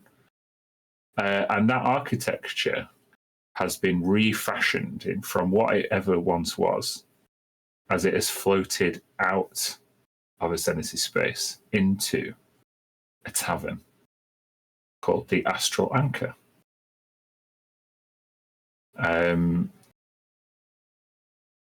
You can see not many ships docked there. Certainly there is a large galleon there, but it doesn't seem to be docked. It's almost like an attraction, something that's permanently housed there.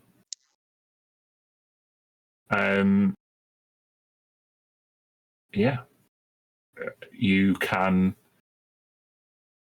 inquire within, approach dock, or you can move on. It doesn't seem to be posted up with any military ships like any of the Astral Armada. They'd have been too quick to get here this quick anyway. But it definitely looks very elven in its architecture. Sorry, Dan, what was docked outside? Like a galleon, a really old spell-jamming warship that seems to be like bedecked in at least triarchal colours, if not pentarchal, some pentarchal colourings, different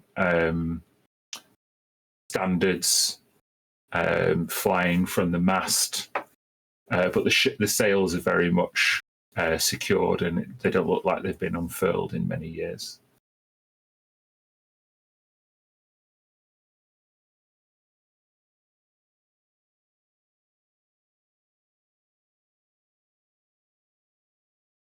Guys, do we need a break? There's an inn here. We got a surprise.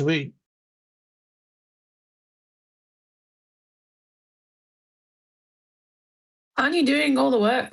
Aren't you in charge? Do you want a break? No, I'm okay.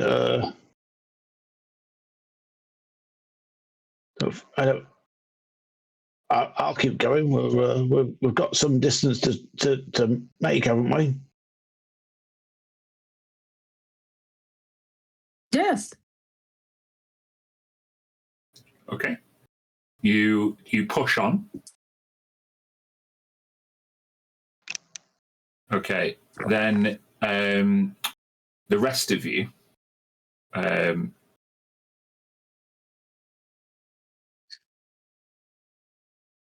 Zam and Kryn and Sidrul, I'd like you each to roll me a D12.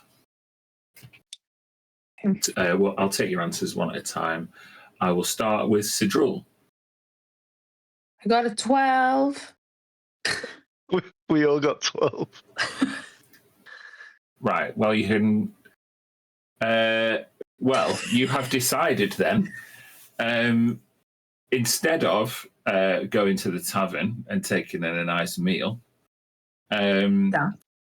you have all decided to make the best meal you can together out of the rations that you procured on the Shattered Hymn. It's much less appetizing, but I would like each of you to contribute a skill check towards the preparation of this comparatively inadequate meal.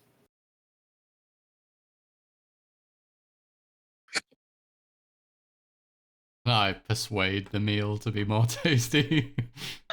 You're going to have to persuade people to eat it, it sounds like. What about the preparation? Can we have a different skill check? Yeah, I am going to sleight of hand chuck loads of sugar into the food to make it taste better. Sure. And Sidral? I'm going to use my strength to break the very tough food into more manageable chunks. Cool. Break it down, add some sugar, and convince people to swallow it down. Yeah. Okay. Then you can do those skill checks. I'm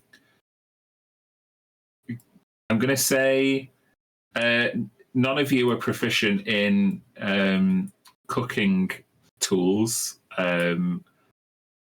and preparing meals isn't really part of any of your backstories. So I'm going to say that these are all at a disadvantage. Uh-oh. Uh-oh. A 7, a 13, and a 14. It might be a bit chunkier than you would have anticipated, but actually that is a group pass, and so you managed to feed the crew, who look longingly at the fine elven wines that are being drunk by other people as you drift past the astral anchor. I will say that Zam, do you stay watching over the prisoner today, or do you swap shifts He with has another crew member? stayed there expecting someone to come and relieve him, but at this time no one has come to relieve him, so he's still there. Like, he wouldn't go and leave her on her own, so Well, I guess... so either someone else comes to relieve, like say, so Kryn or Sidrul, you can either go yourselves or direct an NPC or a member of the crew to watch over them. I will say that so we don't circumvent the game, I will say by directing a member of the crew or another NPC, they're going to be less vigilant because you're the heroes. They're not. Sure. So you decide. I mean, Kryn can go. Yeah. Okay. Kryn, you tag out Zam as you, he goes to make the meal or whatever, and you go and oversee Honazer. You bring us some food of the meal that you've just prepared, I assume? Yeah, sure. She's got a nasty bruise on her head from where Zam hit her. Omnom is very happy to see you, Kryn. We're going to see how happy with an animal handling check. Oh, dear.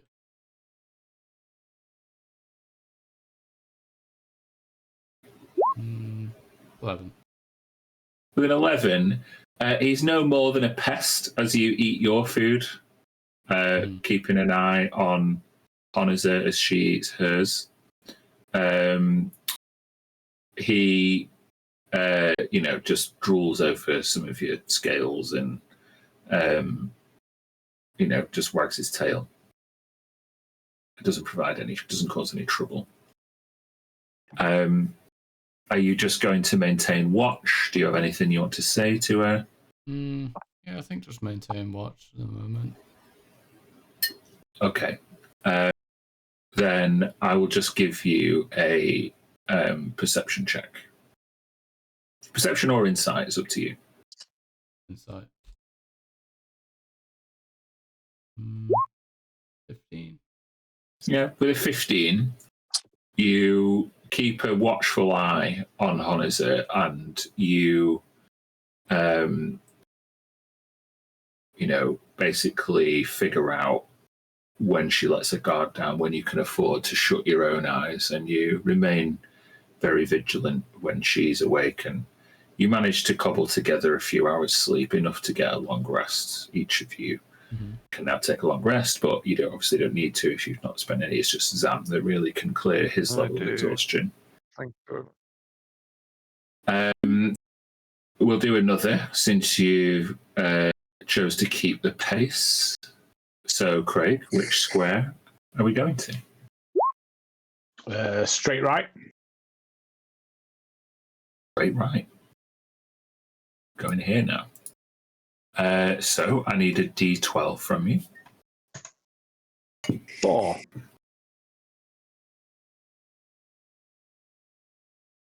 Okay.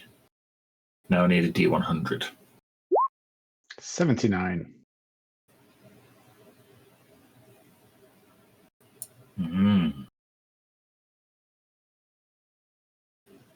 Now I need a D100. 54.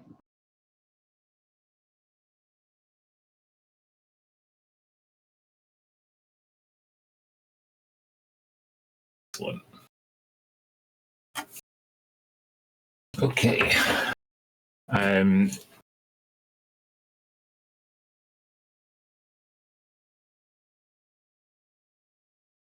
Let me just prepare this. This is the drawback of rolling, keeping it random. Keeps it exciting, but it's not always so smooth. I need the Witter quick. And get from here.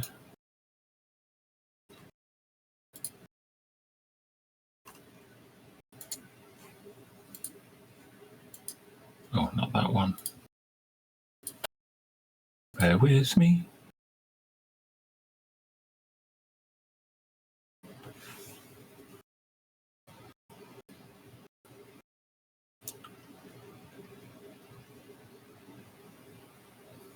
Oh, the D12 roll. Already done. Hold on. It was 54. Yeah, the second D100. Yeah. Okay.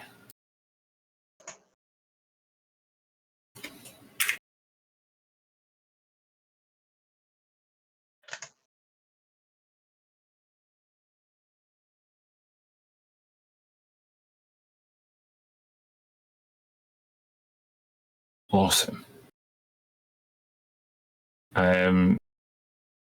So you are traveling through astral space, wild space, sorry. And if this fucking loads, come on. Oh, there it is.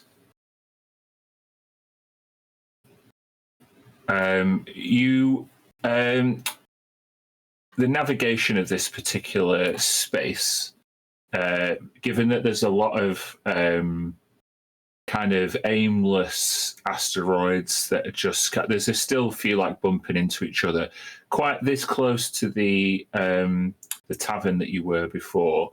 A lot of them just kind of collide together very gently, and the soft rocks cascade into like sparkles. It makes for really pretty picturesque view on the top deck of the Wittquick.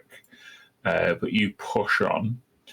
The space dust and asteroids make it quite difficult to see. So I'm going to give you a perception check at disadvantage, please, Craig.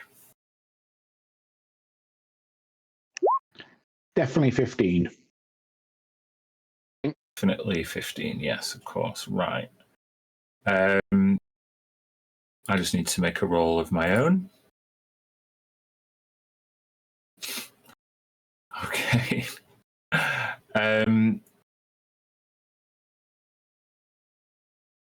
You are navigating around these rocks, trying to maneuver your way out of the space dust. And before you know it,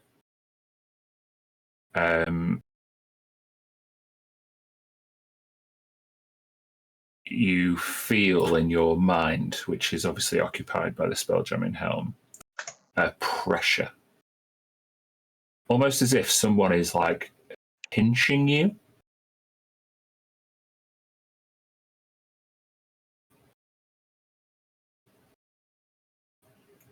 You like instinctively perhaps grab your arm. You're feeling some psychosomatic connection. Feels unusual. Do you know why perhaps this feels unusual, Otua? No, not sure. Because nobody has been able to get close enough to the Werquick to cause it considerable damage in a long time. And that pain in your arm becomes a searing pain in your mind as a huge scorpion ship emerges from the space dust and clamps down onto the back of the Werquick, wrecking the rear of the ship, destroying the rear ballista, and causing the Witterquick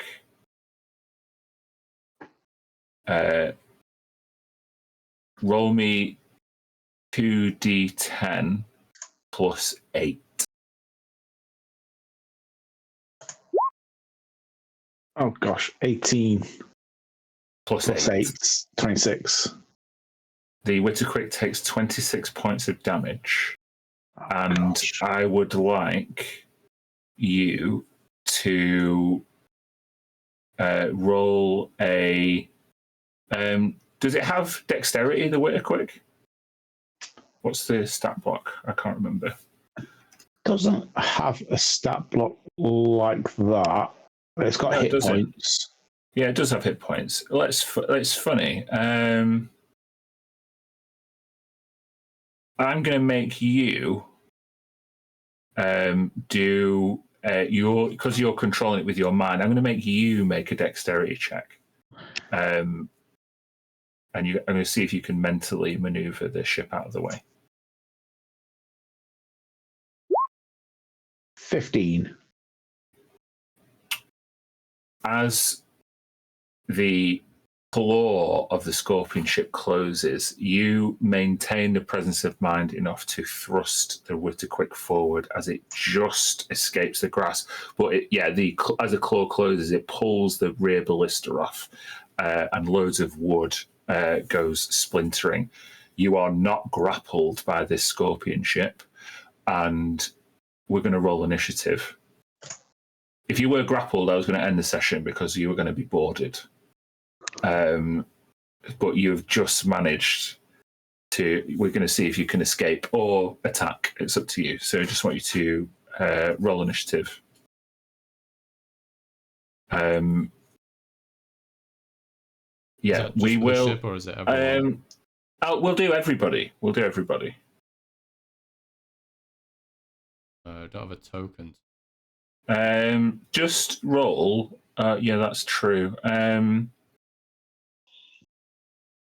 This is frustrating. Tell you what, until we decide to take a different kind of action, Craig, just roll me a d20, and I'm gonna go against you. 7. Right, okay. I beat you on that. I rolled a 16. As you've managed to thrust the Waiter Quick free, the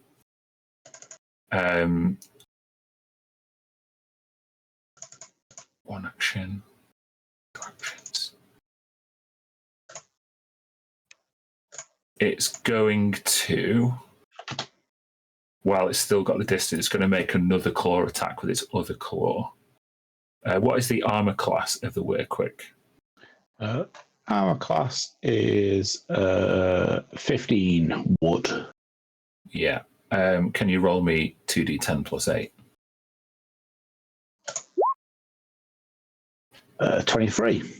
Take 23 damage, and I need you mentally to make a dexterity check once more time. Dexterity check, was that, sorry? Yeah. 14. You you bank hard the other way to stop the claw closing in, and you tear one of the sails to the left. You don't lose a ballista this time, but your speed is going to be reduced. You have what is your fly speed? The fly speed is 80 70 foot. 70 foot. Okay. With one of your 2 sails down, that is going to be reduced to 35 feet. Oh, get out.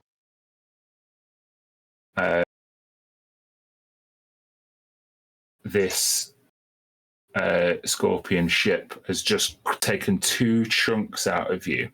I'm going to say Kryn is below deck. Zam, Sidrul, which of you are you both top deck? I think I would be, yes. Okay, then I would like you, Sidrul, just to make a perception check. Okay. 7. 7. The impact of the claws and the timber that has been shred from the rear of the Waiter Quick makes you shield your eyes. So and the space dust makes it difficult to see already. Zam, I'm going to say you have a different vantage point. The rear ballista is gone. Would you be at the central ballista or the forward plasma cannon? Probably central. Okay. Realistically. I will ask you to make a perception check. 15? 15. Okay. You get a slightly different vantage point as the Witterquick banks under Otua's control. Perhaps it just kind of wafts a lot of the space dust over to one side, and you get a clear image of the Scorpion ship now that is... Can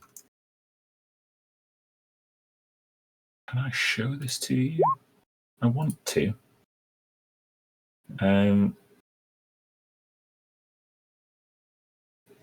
It's weird. It's not loading what I want it to load. It's just the Roll20 being weird. I can't even show it to you. So I'm gonna try and rectify that.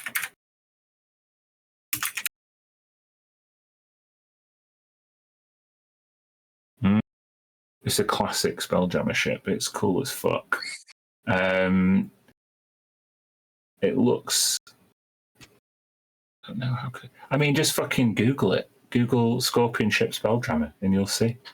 That's the type of ship that is after you right now. I couldn't choose from the 25 cool pictures there are. Yeah. Oh, pretty cool. you will see that the Scorpion ship has got like mandibles and cockpits at the front, but it's got at the top of the tail acts almost like a mast, and the mast seemingly houses, definitely a more advantageous viewpoint. And Zam, you can see from that viewpoint, you are being overseen on this Scorpion ship by a crew of hobgoblins. There is a hobgoblin captain that has a tri-corner hat and a long coat, and his crew are much less well dressed. It's almost as if he's wearing the coat and the hat, ironically. And he is thrusting his sword forwards in order to pursue the Witterquick here. Given that you've just got a successful perception check, I'll ask, what do you do at this point? I am going to run to O'Toole and tell him to blow the ship and prepare to counterboard them once they latch onto us again. They think they're going to come on our ship, we're going on their ship.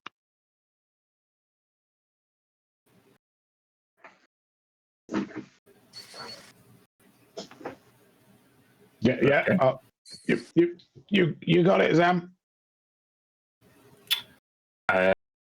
Okay, so I assume your next move then, Craig, as O'Toole, is to bank 180, and I don't know. Are you going to go straight for the captain? Are you going to get onto the deck? The captain is on this, like at the top of the tail in this kind of crow's nest. There is a deck below on the back of the Scorpion where most of the crew are. I will say, with your psychic connection to the Spelljammer and the Spelljamming Helm ability that gives you, I will say that you can sense at least 10 hobgoblins aboard this Scorpion ship. Ooh.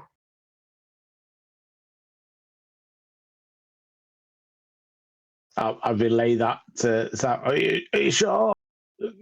I think there's probably like nearly a dozen of them. I'll do them all myself. Let's go. It's been a while since we did this. We normally run. Let's go and have him. And is that what you're and then doing? He'll shout from the board. Prepare to counterboard! So everyone on the ship knows. Cool. Well, as you are within range and your movement speed will allow you to get into boarding range, the claws will remain dangerous. So you're going to have to get past one of them to board it. I want to use the Witterquick's piercing ram to go through one of the arms, pierce it, like pin it into itself. Excellent. So can you make an attack roll with the piercing ram? You should be able to. It should have it. Oh my gosh. I don't know whether that's just done damage straight away or... Well, it's rolled a 25 to hit.